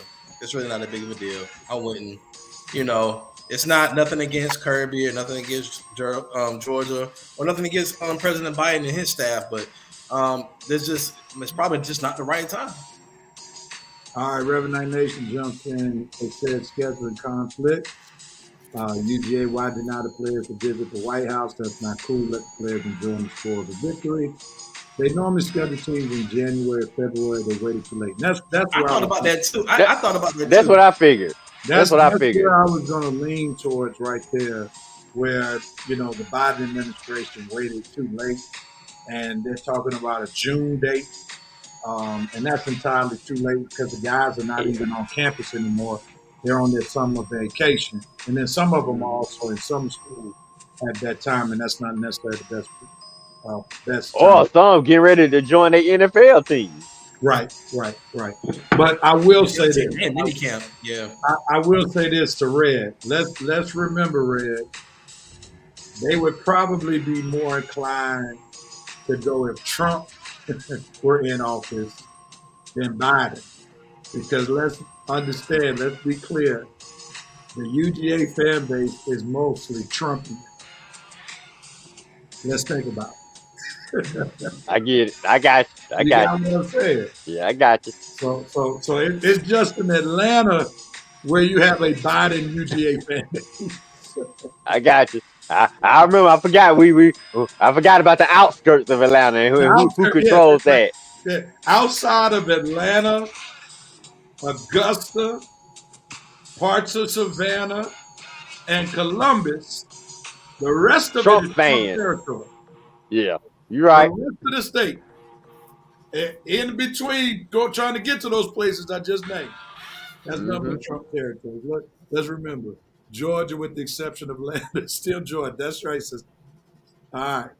And they're saying that UGA doesn't want to share the spotlight with other championship teams on that visit. I still politics, as some saying it. And I don't disagree to a degree.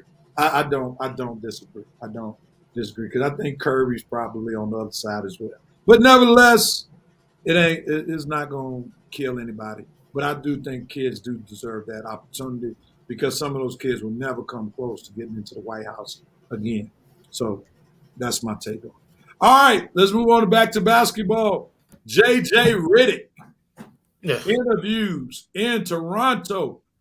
The former NBA player, big podcaster, analyst, commentator on ESPN gets a job interview. What says you, Coach? Your thoughts about it in 5, 4, 3, 2, 1.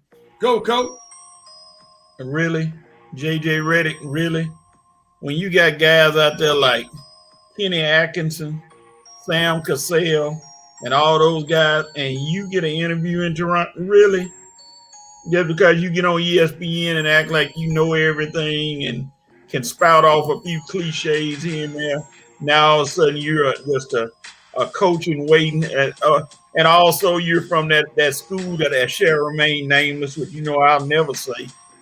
So I'm not. He got it. He got the interview. But there are other more deserving guys out there than J.J. Redick that have been at coaching for years as assistant coaches and not getting chances to interview. Armani, what you got? I share coach's sentiments. I mean, I'm looking at his resume. I don't see not much of a coaching history here, so I don't understand why he's getting. Y'all know what this is. Let's go ahead and call a spade a spade. This ain't nothing but privilege written all over it. And we all know it. So, because let's be honest, had it been a black guy, he would not get the same opportunity with not much of a coaching resume. So this ain't nothing but privilege. Nothing but privilege. All right. Rick. I'm not sure I agree, guys. I understand what you guys are saying. Yeah, there are plenty of other candidates they could have got. But like I say, they all the guys that sit on the bench, the guys always at the end of the bench, the role players, those are always guys that make the best coaches, the best commentators, the best pundits of the sport. I'm not surprised J.J. Redick's name is in the boat. I mean, like you say, he's on ESPN, exposing himself every day. If Toronto want to interview the guy, that's on Toronto. I mean, we'll see if he get the job, but I'm not saying he's the best candidate, but obviously Toronto is interested in him.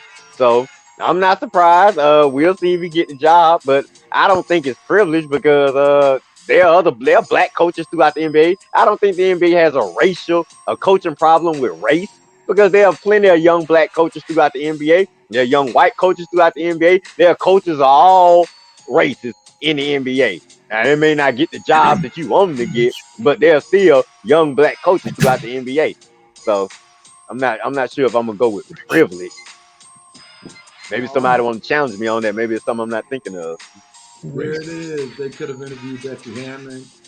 Was Oda B. McDowell not? Oh Lord, there you go with Oda B. McDowell again. He hasn't been an assistant coach. I know of. He's a clown analyst, in my opinion. At this point, what else can Toronto do? I don't see anything wrong. Right. They probably looking for a spark or something. I don't know what we've seen or heard of J.J. Redick that makes us believe that he's coaching material. Like, does he break down the game in such a way where we're like, wow, we don't think about basketball? Like that's what made Tony Romo pretty good as an analyst, because Romo was able to dissect things before it happened and said, watch for this guy to do X, Y, and Z, or this, that, and the third. And that's why he got paid pretty handsomely. not still being relatively a novice as a commentator and analyst, because he was able to give the fans stuff that we haven't seen before. So I could see Tony Romo possibly being a coach. I could see a Troy Aikman possibly being a coach, because they provide insight to the game that's just not average. But when I hear JJ Redick, like we know Hubie Brown was a former coach. Oh yeah, it's like Hubie breaks the game down. Yo, no. Even in his older age, like he gives you perspective that we don't see. You know what I'm saying? Stan Van Gundy too. Stan Van Gundy, Mark Jackson. You know, all Jeff Van Gundy. They give us perspective on the game. You say, like, these guys know what they coach the game. But I haven't like his JJ Redick's commentary is no different than Richard Jefferson to me. Yep. And do I think Richard Jefferson seems like a great head coach? No. So that's where I can see like people kind of raising the red flag, Armani waving the white privilege flag, because like there's nothing special. Like even this morning, it wasn't designed, but I was listening to like all these podcasts that were on loop that JJ Redick does with somebody else in his podcast. 3 for 2 or something like that, whatever his podcast is. And it's a decent podcast. And they have decent guests, but nothing about the podcast said, wow, JJ Redick is going to be a great coach. Rev, you know what it's going to turn out to be if he gets hired? What's that? Jeff Saturday. All over again. Wow. All over again. Jeff Saturday. Wow, coach. That's woo. That's bad. That's bad. Wow. I mean, that's like a disaster. I mean, you shouldn't even got hired. Nope. All right. I think Red answered the question for us. Do you think Kenny Smith could be a coach? I could see Kenny. He gives a little analysis during halftime where he can break down the film and things of that nature. I could see Kenny, but I don't think he minds it. I don't think he has the mental fortitude. He'll go crazy after a year if his team was losing. Well, I don't think it would be advantageous for him to be a coach. He got that gravy train called TNT. Mm-hmm. Yeah, I would mess that gravy train. He might take a pay cut. Yeah, he might take a pay cut. Right. Yeah, I'm staying right there on TV where I can be stress free. For sure. All right, here we go. Future Knicks, Suns, and Warriors. All right, Armani, it's on you. What you got? Well, like I said earlier, I think we kind of covered this a couple of segments ago that the Knicks, they're just young. They're young, and they can still add a few more pieces to where they can, make a deep playoff run one day. Right now, they're just too young, and they just started.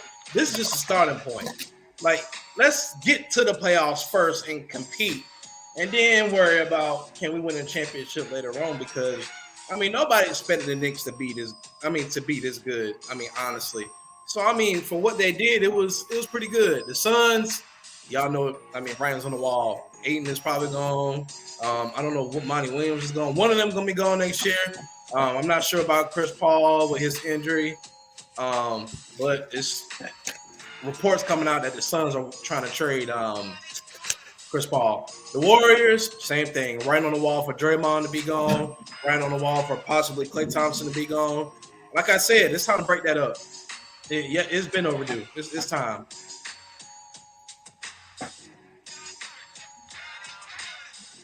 So me, okay. I think the future of the Knicks. I think the Knicks will stay pat for right now. I think Tibbs will come back. I think you'll bring Randall and Brunson back with the role players. I think the Knicks gonna give it one more run at to see what this team can really do. Like Rev said earlier, they probably just caught the look of the draw, got caught with a Heat team that they probably weren't ready for. Now, as far as the Suns and the Warriors, I'm with y'all, money. I do think changes are gonna be made for both of these teams. Coaching wise, with Phoenix, possibly DeAndre Ayton might be moving on. As far as Chris Paul, we'll see. Personally, I think he just leave him where it's at. He ain't coming to my Lakers. You can forget that. But as far as the Warriors, Poole might be making a change. Green might be making a change. I think Curl stay there unless he decides himself he wants to leave. But overall, that's what I believe. Coach. Hey, there's going to be a lot of changes on all teams because they see and we're able to see where they're at right now, especially the Warriors. Like I said, Draymond and Jordan Poole are going to have a loser leave town match somewhere down the line. So all of them, I think, will be back except for the Suns. I think they'll make it, but they got a lot. They got more questions than answers right now because they're going to get rid of some people. But they got to get up some key free agents because, again, you can't just depend on Durant and Booker to carry you throughout the whole season.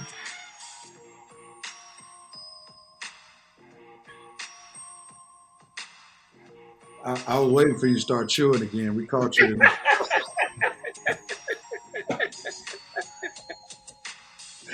I want to see how long he gonna be able to talk with his mouth. With his mouth. I just want to make sure you go chew at some point because I think we caught you right when you were about to when you put something in your mouth. So all right, let's see real quickly.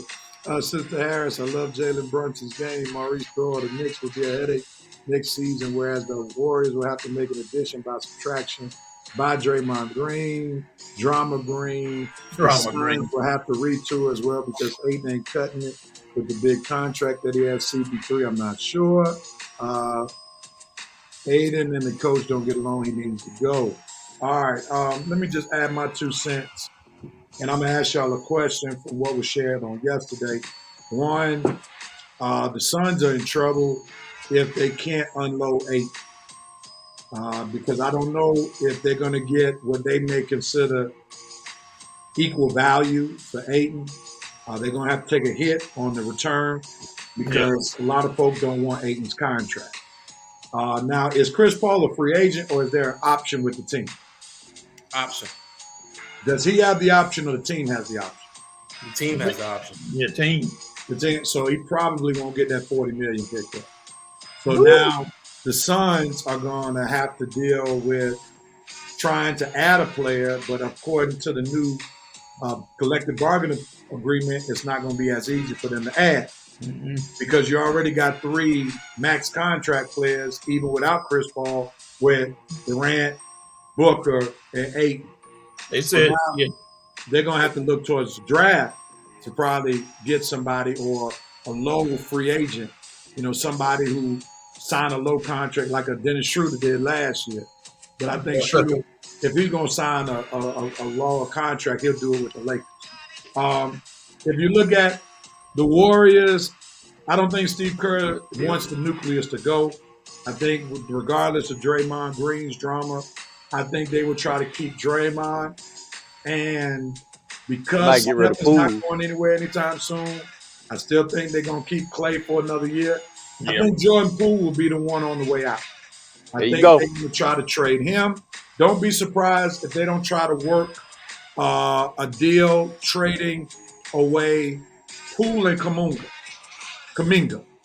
I think those are the 2 guys that will be out because obviously Kuminga has not panned out to where they thought he would be because he's not playing more than Moody, and he was drafted higher than Moody.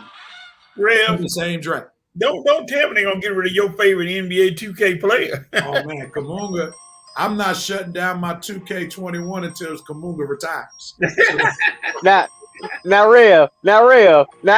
ain't this some funny stuff? Everybody coming into the season said Poole will be the guy that's moving on, taking Draymond's spot with the Warriors. Now after a season, the Warriors say we want to keep the nucleus and get rid of the young guys. Get rid of Kuminga.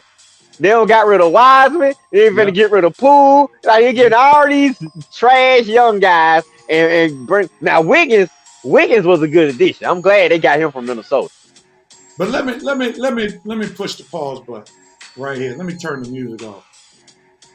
I would pull up Stephen A. Put the camera on me.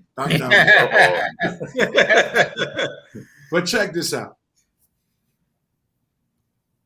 Mark Jackson was the one who developed Steph Curry, Klay Thompson, and Draymond Green. Right. And Steve Kerr reaped the benefits of Mark Jackson's investments. Mm-hmm. Right. Steve Kerr has had Wiseman and Kuminga 2 and 3 years. And there has been no progress at all. So this further gives Mark Jackson the credit that he should be getting for Steve Kerr's success, because he was the one who had Steph become Steph, Klay to become Klay, Draymond to become Draymond. So whenever you mention the Golden State Warriors, any dynasty, even though he didn't get the ring, it is clear that Draymond and all those guys were developed by one Mark Jackson. Last thing real quickly. Do y'all agree that Randall should be traded away from the Knicks? That's what Stephen A. said. He's the problem. What y'all think? It's gonna be tough. So no, I think they're gonna bring him back. They don't get there without him, in my opinion. Right. I think he just had a bad series. Why would you pay? Yeah, why would you just get your best, one of your best, if not the best player? That don't make sense. No. Yeah, I think Stephen A. just being prisoner of the moment because they got eliminated by the Heat. They beat the Cavs. They just called a bad second round opponent. Randall had a disappointing second round, but like Armani said, I think like the team is young. The team is young and they win. So you got to run it back. You got to run it back in addition to maybe adding a piece or two. It's just too young to give up on them just now. Together, let them get some chemistry before you start talking about. I don't know why people listen to Stephen A. Why would you do that? Well, I'm gonna tell you why you do it. I'm gonna tell you why. Oh. Put the camera on Rev. Put it on me right now. Okay. Make it good, Rev. When you think Randall, do you look at him as a leader? No. Oh, no. Do you look at him as a bona fide superstar? No. You look at him more as a streaky player. Right. His salary needs to be off the books so they can get a veteran who's more of a superstar to go along with Jalen Brunson. Like we could say we can expect Brunson to be consistent, but if Randall's jump shot is not going, he's not that good. Mm-hmm. And the problem with Randall is he's up when he's making shots. He's a cancer when he's not making shots. The James Harden effect. Oh. Well, I think James has shifted that a little bit because he's shown he doesn't have to score 30 and 40 points to still be effective because he still passed the ball. But Randall is all about scoring. If he doesn't give you anything, he can't give you much of anything else besides scoring. And the Knicks need somebody who's a better culture player. And Randall is not good for the culture. Just like, okay, I could tell you why the Knicks need to get rid of him. Red, would you like the Lakers to package any deal to get Randall on their current squad? Absolutely not. There you go. That's why he don't need to be on the roster. Why wouldn't Red want him to be the third best player on the team and the Knicks want to keep him to be arguably 1A or 1B? Well, Rev, you convinced me, man, because you sure I don't want him on my team. So get rid of him. But we don't need him, though. And get who? What's the solution? Okay, Armani. Who you want to trade Randall for to get to come to the Sixers? Why would he come to the Sixers? Wouldn't you want him? For what? If you could get him? For what? Exactly. That's my point. For what? We don't need it. Point. Because if you really thought Randall was that guy, you would say, hey, Get Harden out of here. Bring Randall in. Or get Tobias Harris out of here. But he didn't even say it. Yeah, you don't even you rather have Tobias than Randall Armani? Sure. No, I might. Yeah. Yeah, you don't want him, Armani. If you got to think like that, you don't want him. I get what you're saying. Okay, you get what I'm saying? Yeah, real. That's why you are NBA guy. So this is why, if you don't want him to be a fourth best player, which is Tobias Harris, right? Why would the Knicks want him to be 1A, 1B? Because he definitely not there. Jamal Brunson is the. I mean, but my only argument is Randall is Randall. Is he considered like a veteran in the league now? Yeah, he's been around for a minute. How long he been? He was playing with. He was with the Lakers. He got drafted with the Lakers when Kobe was on the roster.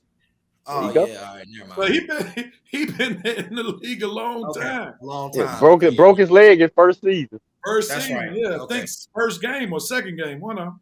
Okay. Would the Hawks take him for Collins or Hunter? I would.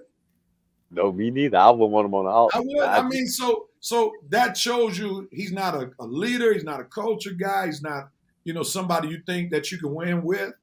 So that proves Stephen A's point on that particular point. I don't agree with everything Stephen A has to say, but I think Randall fits the New York mentality. You think roughneck, bruiser, stuff like that. Yeah, he fits that. But the nonchalant, I don't care, I'm just gonna do what I do. Yeah, that's him. Yeah, that's kind of New Yorkish. But in terms of a guy who's hard nosed, where you know what you're gonna get night in, night out, he's too much of a roller coaster. And I think Knicks fans are getting tired of riding that roller coaster. I think they like Jalen Brunson as a good B, and they need another A. And then last point, Stephen A went in on RJ Barry, like, look, bro, you gotta get your game straight. So RJ Barrett is on the Stephen A. Smith watch. Get your game right. All right. The Knicks will never have a culture with James Dolan as an owner. That's a good point. That's like that Dan Snyder piece right there. That's a good point. James Dolan is a cancer for sure. All right. That was 5 for 5. Thank you, gentlemen, for participating. Now let's get back to some more predictions, and then we'll get off in the show where you have the right. We know that there's a Game 7 coming tomorrow. Here we go. And we have somebody who is a super duper Sixers fan. I'm a fan, but I'm not super duper. Armani, your team, will be playing a Game 7 after it choked when Rev and his mother paid big money to go to the game the other night. The victory, the fans were ready to go crazy on Broad Street. But what did the Sixers do? Can I tell you what happened? Can I tell you what happened? The Sixers got down big very early. They fought back, crawled back. Finally, they take the lead. The referees made an egregious mistake, which kind of changed the momentum a little bit, where there was what's the foul they call? Take foul, right. And then they allowed Joel Embiid to shoot the free throws when Tyrese Maxey was the one supposed to take the free throws.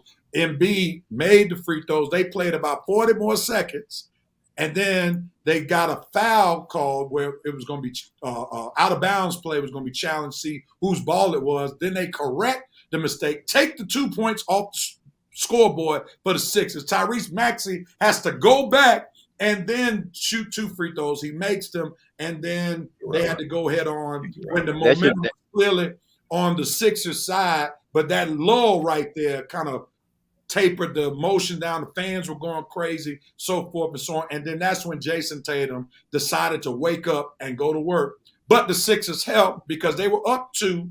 Instead of getting the ball down to Embiid down low, Maxey takes a terrible 3. James Harden takes a terrible 3. Jason Tatum wakes up and says, you know what? This is my time to shine. Hits 2 3-pointers. Then the Sixers go from being up 2 to down 4, and the rest was history. So now it takes us to Game 7. Takes us down to Game 7. I had to give that little backdrop to help the fans see where we are. So we're going to put all eyes on Armani Newsom, the biggest Sixers fan on this panel. Uh-oh. So what are your thoughts about Game 7? Do you believe your Sixers will pull through and beat the Celtics? Not for the first time, second time, but the third time on their home floor during this series. What you got, Armani? I mean, what Sixers team am I getting? Am I getting a 40-point James Harden, or am I getting a 13-point James Harden? Tobias Harris had 2 points. James Harden, 4 for 16. Tobias Harris, 1 for 7, 0 for 1 from 3. We have a problem. How is it that PJ Tucker has more points than Tobias Harris? I mean, seriously, what are we doing? Especially in clutch time. What are we doing? James Harden, if the three had been working for you all game, dish it down to Embiid in the post and let him lead your team to victory. And Doc Rivers, why didn't you do anything to make any adjustments? You know they're not making no threes. And you know that's Boston's game is the 3-point shot. What are you doing? Tobias Harris, you gonna have to go. You're gonna have to go this offseason, brother. In so many moments that we need you, and I'm not talking about your defense, but when we need you to make a shot, you can't make a shot. So, with all that being said, if Boston wins tomorrow night, Doc Rivers need to go, James Harden need to go, Tobias Harris need to go. All three of those names I better see come across my TV screen one morning I'm getting ready for work as I'm making my coffee. That makes sense right there. Come on, man. When you up 3-2 and a chance to close it out at home, you got to close it out at home. You can't go back to Boston. You in enemy territory. Granted, you won 2 games there. But you don't have the home field advantage anymore. So, with that being said, for the sake of argument, I'm going to give y'all the win tomorrow. Because if they don't win tomorrow, Doc Rivers, your coaching career is over. So, for that pressure and the pressure that you got, I will give you that you got the MVP. People's jobs are on the line at this point. So, with that being said, since your job's on the line, tomorrow, I'm going to get the Sixers to win tomorrow. But if not, they know it's at stake. That's all I got. All right. Anybody want to comment after Armani's rant? I'm scared too. The way you ran. I'm taking the Sixers tomorrow. I don't think there's no pressure on them. Like Armani said, they already don't blew it in Game 6. That's probably why they'll probably win tomorrow, because there ain't no pressure. Nobody expecting nothing of them. For all we know, Boston will go out there and supposedly just kick their butts by 10 double digits. And that's why the Sixers going to mess up and win this game. I mean, our money, you get so emotional, and then you'll be on such a high tomorrow if y'all win. That's why I know you need to at least wait till tomorrow. Temper your emotions a little bit, man. They ain't even lost yet. You still got another game now. They still can go out to Boston, like I say, and win this game. And then what? You're going to have to come back on the show and say, oh, I apologize. My bad, fellas. Y'all just made me so bad. I ain't know what to say. Temper your emotions. They still got a game tomorrow. You still got the MVP. You still got a team capable enough. You got a coach that's capable enough. I know they're a bunch of choking, disappointed mofos right now, but these guys are still capable, buddy. They still won over 50 games this year. They still have a top 10 defense. They still have the top 3-point shooting team in the NBA. See, I know your team better than you do. Now, just playing. But I'm saying, Armani, y'all still got a chance. So forget dogging them out right now. You need to put on your Sixers gear and pump them up right now. You need to be like Dana and all the other Sixers fans right now, because y'all got a game at 3:30 tomorrow, buddy. Game 7, and they're gonna need all the Sixers nations to be right behind them. So come on, you still got one more game. And that's fine, Red. But unlike the rest of the fans. Well, I ain't even gonna say, because I know the Sixers in Philadelphia. Oh, they having a fit right now, worse than I am. Yeah. They all acting like you right now. Am I right, Rev? What's going on up there? Validate that. I listen to Philadelphia Sports Talk. I can validate that. Yeah. I'm not getting behind the BS. Okay. What? I agree. I'm with you right there. You right. So I promise you, because my sports ego ain't that big to where I'm gonna be like, okay, I'd rather be right. No, I'd rather be wrong and win and right and lose all day. Get the win. I got. Because you should have closed it out not yesterday, Thursday. Thursday. Yeah, you should have. Y'all should have. No, you ain't getting nothing from me. You definitely let that one get away. I was there. But just to remind you, the Warriors. My bad. Go ahead. I was saying the Warriors now, they let Game 6 get away when they were playing the Kings and went up to Sacramento and took care of business. So let you know it can happen. We don't have a Steph Curry. You got anything to say before I address these guys? It is one factor that everybody keeps overlooking: the inexperienced coaching of Joe Mazzulla for the Boston Celtics. Good point. You keep forgetting. There you go, Coach. This is his first year. This is his first time feeling playoff pressure.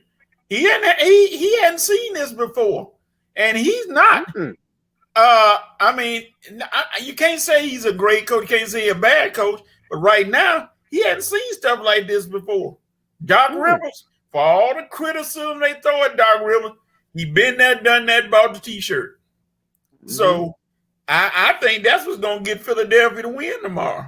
Watch. Somebody is gonna come out of nowhere and gonna give Philly the win. Harden is gonna play strong, Embiid is gonna play strong, and they're gonna have another guy to come in there and do the damage. And Boston is not gonna be able to recover from what Philly throws at them. And Philly is gonna steal Game 7. And Tobias Harris, the man you just talked about, is gonna celebrate with his partner Boban Marinovic with a big thing of goldfish in his hand and gonna sit there and eat after the game. So Armani, you calm down, you save your breath for Miami. Well, he better. I mean, for the money he getting paid, I better get more than 2 points. I know that. Well, let me interject. Let me just call Red and Maurice throw out first. Number one.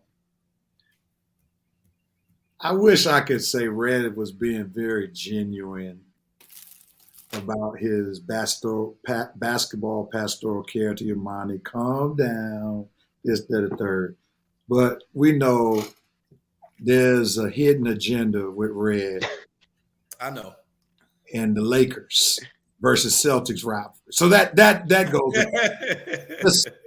let's get that clear, because he doesn't want the Celtics to put up another band before the Lakers, since they're in competition for championships. So let's go there. Maurice Thrower, he talking about I should pray and all of that stuff. And then I think he shouldn't be worried.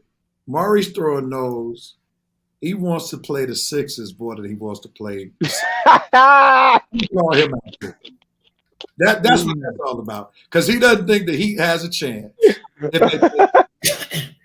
So he thinks that the Sixers are more beatable than the Celtics. So I see right through that, Maurice Thrower. So let me call that out. Okay.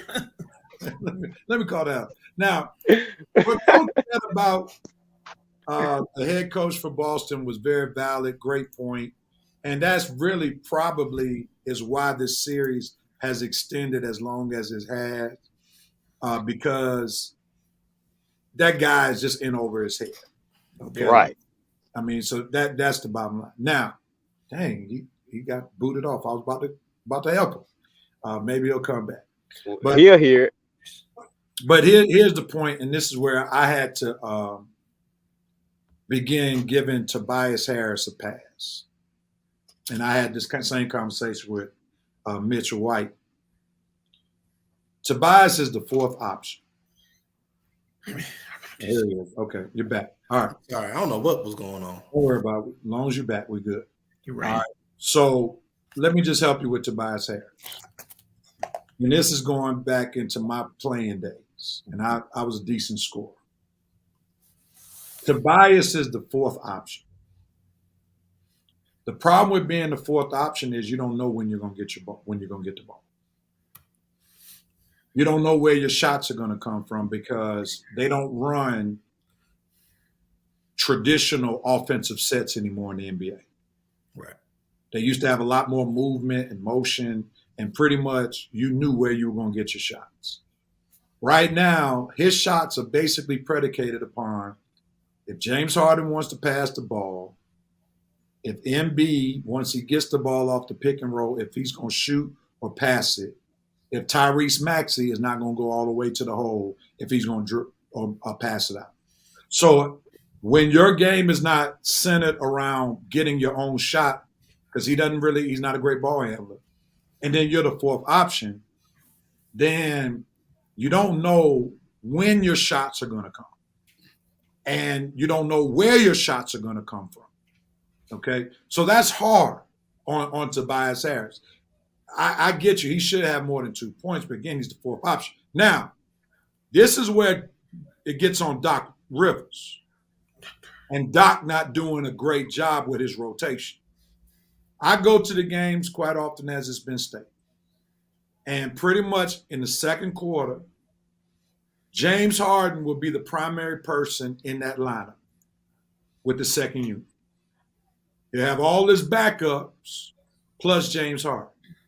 My question is, if you got 4 guys who can score, why wouldn't you substitute in such a way where you always have 2 of your better scorers on the court at the same time? So therefore, what I'm saying is, when that second quarter starts, it should be James Harden and Tobias Harris, not just James Harden. Right. Because if you put Tobias in the second unit with James, Tobias knows I'm the second option after James. Correct. Yeah. So this is a coaching issue just as much as it is a Tobias Harris issue. And I wouldn't have been able to see it as much if I didn't go to the games. But since I go to the games and I'm able to see the rotations and I can see everything on the court, this is a Doc Rivers issue. And I've never really been on the fire Doc Rivers train until this week. Because now I'm able to see up close and personal the mismanagement. Just like the Sixers are up 2. They crawled and fought all game long just to get back in the game. They have the momentum on their side. They're up 2. They got the MVP on their squad. And you mean to tell me the next 2 possessions, you're up 2, you want your team or allow your team to shoot 2 3-pointers and not get Joel Embiid the ball? That is ridiculous. It's absolutely insane. Like Doc doesn't have that much control over the team. Be like, yo, James, yo, Tyrese, get 21, get the MVP the ball. Right. We got the lead. Just keep bleeding them out. Let him sustain it. Let him try to draw fouls. He's an excellent foul shooter. If he goes to the foul line, that's an automatic 2 points right there. That's a coaching problem. The Tobias Harris situation. Not putting him in situations or rotations that allows him to be a second option. That's a coaching issue. So this is more on Doc than it is Tobias Harris. You're right, Rev, because now that I'm listening about what you're saying, you're right. If you got Tobias Harris on the court with Embiid, Maxey, Harden, and one more guy, you're right. You ain't gonna know when you're gonna get the ball. If you put Harris out there with Harden and 3 other bench players, okay, now Harris is saying, well, I'm the second best player out here. Harden to set up. I got to be the one to get the ball because you got 3 other bench players out here. You're right. Now, in real, I can do this on NBA Live.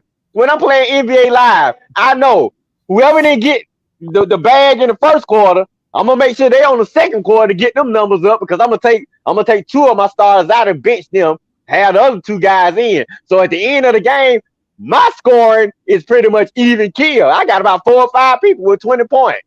You're right, Doc. You don't know how to manage your 2K. Real. huh? I didn't know. But I'm saying, Doc.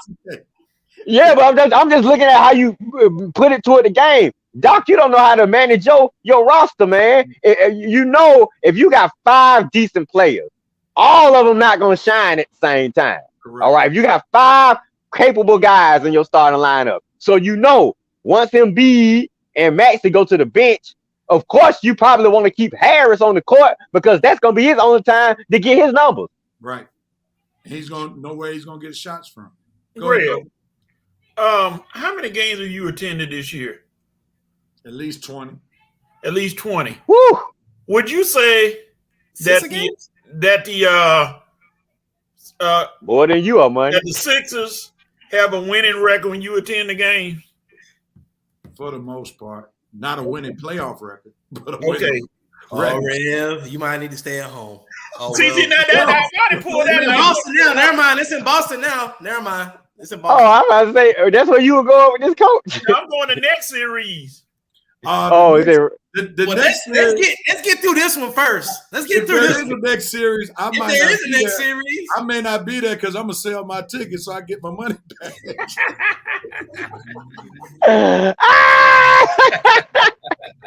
Listen, man, I had no idea what coach was going with this one. That was a good one, coach. I'm gonna tell y'all something. At the end of the day, if we don't win, Doc Rivers, listen, brother. He got to go, right? I've watched you since I was a preteen coach. Look, I seen you what you did with the Celtics. All right, cool. But brother, your stint with the Clippers and with who was the Magic before the Celtics? Yeah, but he was with Magic before the Celtics. Mm-hmm. Oh, he's won, but he did win a championship, so I give him them graces. But your stint with the Clippers and with the who's after the Clippers? It was the Sixers. You? Oh, okay. Y'all after the Clippers. Oh, okay. You'll stick to the Clippers, and then you showing, man, that maybe you are a little overrated. Hey, if you think about those you think about those Clippers teams now, and all that talent he had with them, man. And think about what you just said about his style, how he don't know how to manage the roster, man. Now you think about all them Clipper teams, he probably choked rings away with because he had talent with those Clippers teams. Rev, you went back to those Mays High School coaching days and pulled up the offense defense stuff. I see where you were going with that. How you substitute got to have your at least two scorers on the floor and everything. I said, okay, yeah, for sure. But yeah, with the starters, you always got to leave 1 or 2 starters out there because all the starters not going to be able to get their numbers at the same time. For sure. That's fair. All right, let's move on to the last topic before we put a bow on this show. We got predictions. Nuggets versus Lakers. That matchup is signed, sealed, and delivered. So, Red has already made a provocative statement. I'll just through his hands. Red, I'm gonna give you the option. Do you want to go first or last? I'll go last. All right, I'm gonna go with Armani right now since he's in basketball contemplative mode.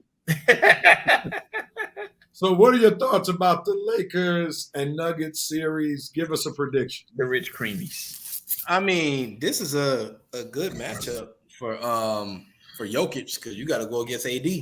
And AD, I mean, as much trash as we talk about T-shirt and as much trash as street clothes, they call them street clothes. As much trash as we talk about street clothes, I mean, he's been coming up big in the playoffs, man. So I think that he's on another level right now because he's thinking, okay, I know that I haven't been much of a contribution because I've been hurt.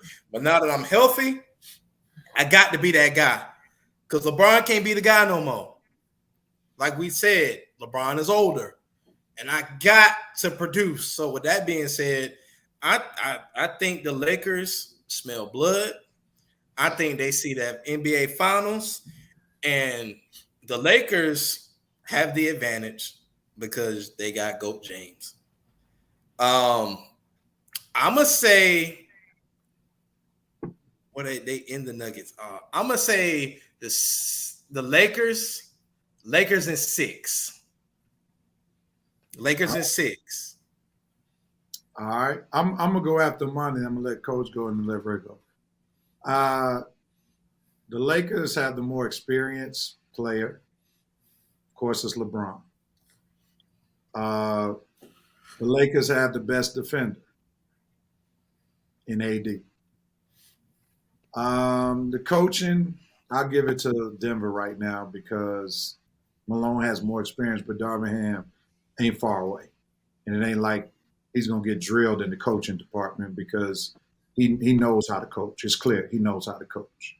I think the blueprint for the series and how it should go has already been laid out from the first 2 rounds. Lakers' job is just to get one in Denver, 1 or 2, game 1 or 2, preferably 1, with all the pressure on Denver. Then they'll take 2 at home because they haven't lost on their home court yet. Denver probably win game 5, and then the Lakers come back and put Denver away in game 6. I think that's the winning recipe. Again, I'm not big on Jokic in this time of year. I made a tease earlier. Michael Johnson knew where I was going, but this is the series where you probably will see one Tristan Thompson come and play for the Lakers. Oh, there's a reason. There's a reason why they got Tristan Thompson. And this is the series that they want Tristan Thompson to get in Jokic's head. They want him to be physical with Jokic. They want him to use his fouls against Jokic. So don't be surprised you see AD play a little bit more 4 this series rather than 5 so that Tristan Thompson can be the nuisance against Jokic. So look for that matchup to happen in this series because I couldn't understand why they brought Tristan Thompson back until I remembered there's a guy named Jokic in Denver. And they waited for this particular series to bring Tristan Thompson. Jamal Murray may get some of that Steph treatment because they're going to have a lot of guys that they're going to throw at him. Dennis Schroeder is going to be at him. Vanderbilt is going to be at him. So you got those guys that they can rotate. Lonnie Walker is a good defender. They can throw him at. The key to Denver making this a series is not Jokic or Murray. It's going to have to be Porter. Porter is going to have to finally show up and be what people thought him to be. But most of his game is tied to his outside shooting. If he were more of a player who could get his shot down low, then he would be more harm to the Lakers. See, the Lakers are going to be all right because Aaron Gordon nor Porter can play well with their back to the basket. So they're going to be predicated upon putbacks and outside shooting, and the Lakers are not threatened by Denver shooting as they were with Golden State shooting because they had to contend with 3 guys, sometimes 4, when Wiggins was on. So they're a little bit easier to deal with than Golden State, but the Lakers' depth is going to be a problem. The experience is going to be a problem. And LeBron is going to be able to control the game because Denver doesn't have that Andrew Wiggins who can try to bother LeBron. Gordon nor Porter are going to be problems for LeBron on the perimeter. And they don't have anybody on the bench that can guard LeBron. They got those smaller guards like Caldwell Pope and Brown. And they are not going to be able to do anything with LeBron. So it's a problem for the Nuggets in this matchup. So I'm going to give Denver 2 games at home. Lakers win in 6. That's my prediction. Coach, it's on you. I'm going Nuggets in 7 because I just don't like the Lakers. I'm just playing. No, that ain't it. Be a fair commentator. I'm gonna tell you well, something. Hey, at least he honest. It's gonna be using this right here because you can flip a coin almost. But like you just pointed out, the Lakers got the advantage because they played a team with shooters, with the Warriors, and they stopped them. You got Porter Jr. and Murray, but somehow, and it just, he like a sloth, a slew-footed, bow-legged sloth. Jokic manages to do what he does on the court, and he can't jump over a nail. But he managed to do what he does on that court, and it's just amazing how he continues to be triple-doubling and everything, and he just makes them play hard. Now, will he make Anthony Davis play hard? It remains to be seen. Are they going to put LeBron on him to slow him down? That remains to be seen. Who they going to put on him to slow him, to make him slow, to stop him? He's going to expend a lot of energy on the other end trying to guard one of them. Now, it's just one of those series because it's a dynamic going either way. Lakers got defense. They played a team with jump shooters.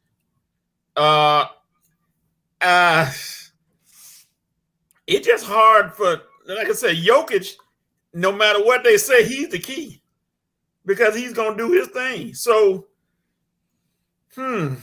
just looking at it, barring anything, you got, and an unknown is Kentavious Caldwell-Pope and Bruce Brown. Bruce Brown comes off the bench in double digits every game.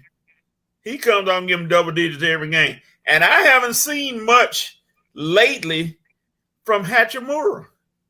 He's kind of disappeared. They kind of phased him out a little bit. I don't know why. But let me interject, Coach, real quickly, and maybe this might help you with Hachimura. Hachimura was more expendable last series because the Warriors played small. Right. All right. So now when you look at Denver's top 3 front court players, they're all Hachimura size. So you'll probably see more Hachimura this series. With that being said, go ahead. Yeah, and that's going to be the thing. Does he have rust? And from not playing the last series, can he come out and do his thing? Coach, What? Coach, boy, Coach, you try to make this Denver thing work. I got you, Coach. No, I'm serious. How many games did he play in the last series? Just because of what you said. He played in every game, man. But he didn't get many minutes. Didn't need him. Right. Let me see. So He got 16 minutes last night, scored 9 points. He played I mean, Coach, game 5. You act like he was just rotting on the bench like Lonnie Walker. No, I didn't say that. I'm not saying he just Malik Beasley and Troy Brown were riding on the bench. Right. Those two are not even a fact anymore. Coach, just to kind of stop that Hachimura point. Hachimura played 21 minutes in game 5, and he played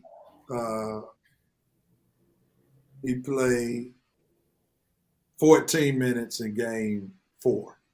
See, but my point is this: it's not the fact that he's not going to be a factor. He's the one on the Lakers that I picked, and I know the obvious one's going to do what they do. He's the one I picked to be big for this series for the Lakers that they don't talk about. So Denver wins in 7 because of what? No, Lakers in 7. Oh, so you switch? Yeah, because like I said, you all brought up the points. If the Lakers hadn't seen shooters like Steph and Clay, they might not. I don't know how they would be against the Michael Porter Jr. and what's his name and Murray. Yeah. So they've seen it. They know how to play it. It's going to depend on. I think the bench is going to be big for both teams because the starter's going to get theirs. Mm-hmm. So Lakers in 7 to me. Okay. All right. Okay. Red. Tell us why the Lakers will go to the finals. Well, basically off everything you said earlier, I probably should have went first now because my stuff gonna be kind of watered down now, especially after all the points you made. I think the Lakers it's just a better matchup for us. I think our front court is gonna come up big in this series. I think playing a team like the Warriors kind of prepares us for these guys because they're gonna come in thinking they're gonna shoot us out the gym. We're not gonna let it happen. We're gonna put that defense on them.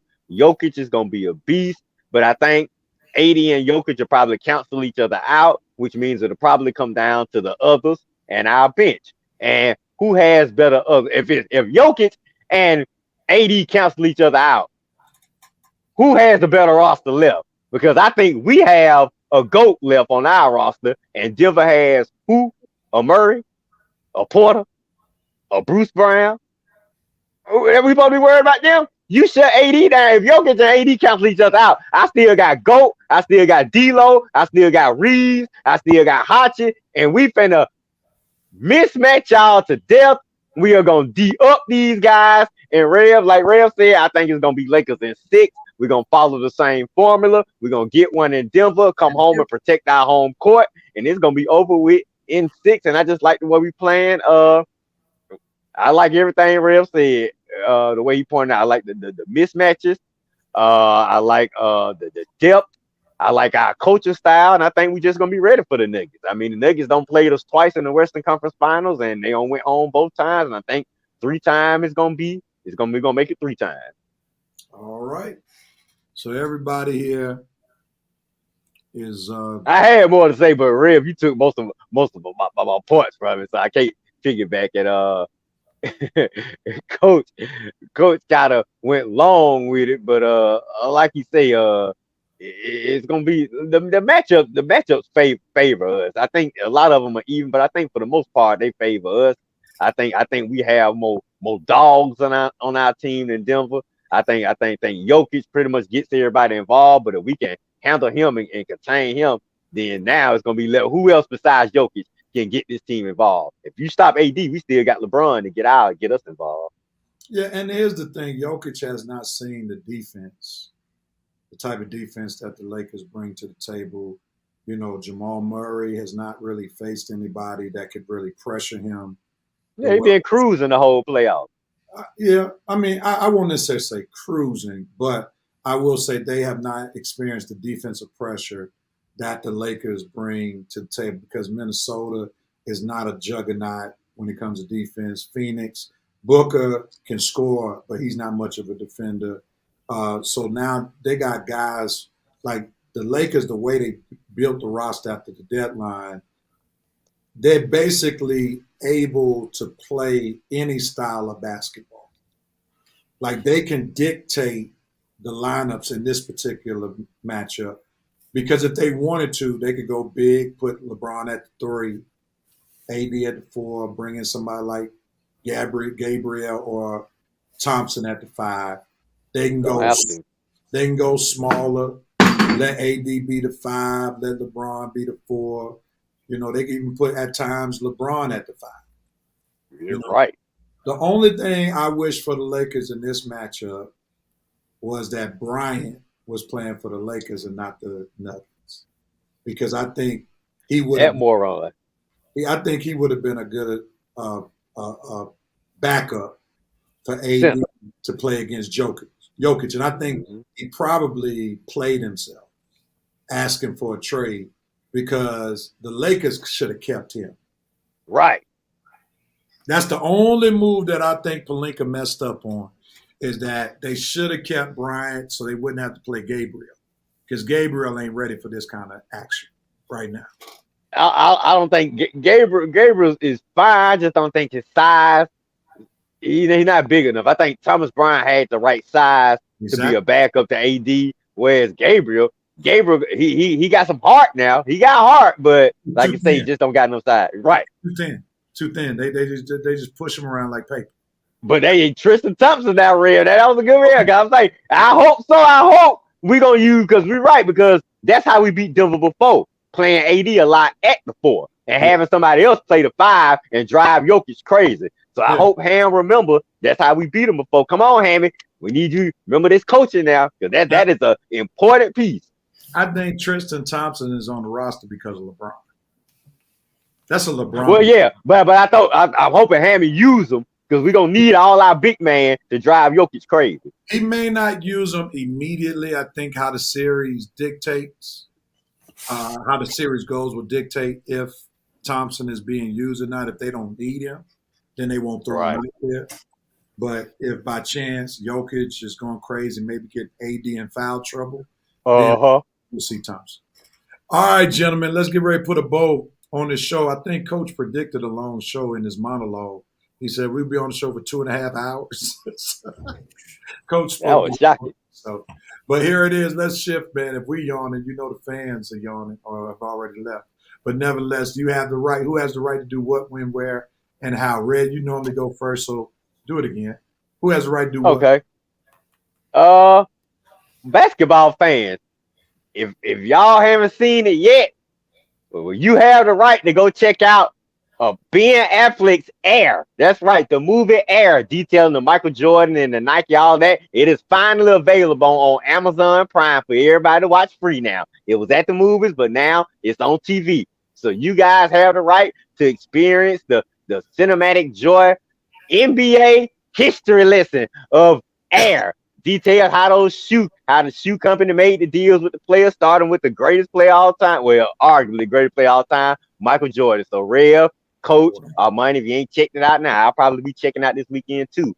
Air is available for Amazon Prime. And that, Armani, is how you institute entertainment on a sports show. Who has the right to do what, when, where, how? James Harden, you have the right tomorrow to give me 40 points because we're going to need it. You in a fight. You in Boston. You in a hostile environment. Now, this is winner, stay, or go home. Go ahead. Let's get this done. Let's not keep this same movie sequence going. Semifinals, home. Semifinals, home. Let's do something different. Go to the conference finals. And then hopefully go to the NBA finals. Let's stop the same narrative over and over and over again. Thank you. All righty. Coach, you got you tomorrow. Where, how? ESPN, you have the right, and I don't know if you can do it, to give me some sports to watch today because I don't know of anything that's on. I don't know. UFC, what? Hockey, toenail wrestling. I don't know what you got today because everything about to shut down. NFL, hurry up, please. Coach, you gonna have to get out in the city today, man. I've been seeing baseball. I've been seeing baseball games at the park all week. I gotta go somewhere else. All right. Go. Let me see this. James Harden. I'm gonna go around with him. Poor James. To show up. I'm killing James, boy. Because you should not be distracted tonight. Because there's not much to go see in Boston. I hope you ain't in no strip club. My point exactly. There's not much to see in Boston. In Boston. Thank you, Ray. Break it down. Make it rain in Boston tonight. It'll make it rain in Charlestown. To go to sleep and get some rest. Make it snow. And you should be going out and experiencing the nightlife in Boston. So you have the right to take a good night's rest and ball out on tomorrow and help the Sixers save Armani from calling for Doc's head, your head, and Tobias Harris' head. Peace. Hey, Coach, you gonna make it rain in the Southie Project. All right. We got some. Harden has the right to stop dribbling so much. Dribbling? Yeah, just shoot the ball. You're dribbling so much fun. 76ers, you have the right to beat Boston, make Armani's day, and make your day too. Don't get it twisted. Yeah, Miami don't want to see Boston. Let's see. Sixers have the right to beat Boston tomorrow. Air is an excellent movie. So, Sister Harris, get on what you read with that. Here we go. What else? Who else? Anybody else? The president said, LBJ, you have the right to prove the haters wrong. Handle your business. He done all done right, that. ladies and gentlemen. He done that already. Thank y'all so much. And I got a question for Red as we get ready to leave this show. Has LeBron earned true Laker status yet? He's almost there, baby. He's getting there. He is getting there. Yes, he got to. two rings to get you there. If we win this championship, him and AD's number going up in the Raptors, baby. Happy Mother's Day, Miss Harris. Happy Mother's Day to everybody. Happy Mother's Day to Mama Rose, Mama Thomas. Of course, my mama, Armani. You got a Happy Mother's Day? Yeah. Happy Mother's Day. Happy Mother's Day to Mother Newsom, Mother Thomas, Mother Harris, and Mother Rose. Happy Mother's Day to the mother of my daughter, Mother Rochelle. Baby moms too. Happy Mother's Day to all the mothers in the world. Well, I was married to her for Ex-wives, baby moms, old girlfriends, old booty calls, all of y'all. Happy Mother's Day. We done fresh now. I don't know why I went on. Everybody have a wonderful day. Happy Mother's Day, and watch some Game 7 tomorrow. It's going to be awesome. Everybody have a great, great, great day. We Peace out.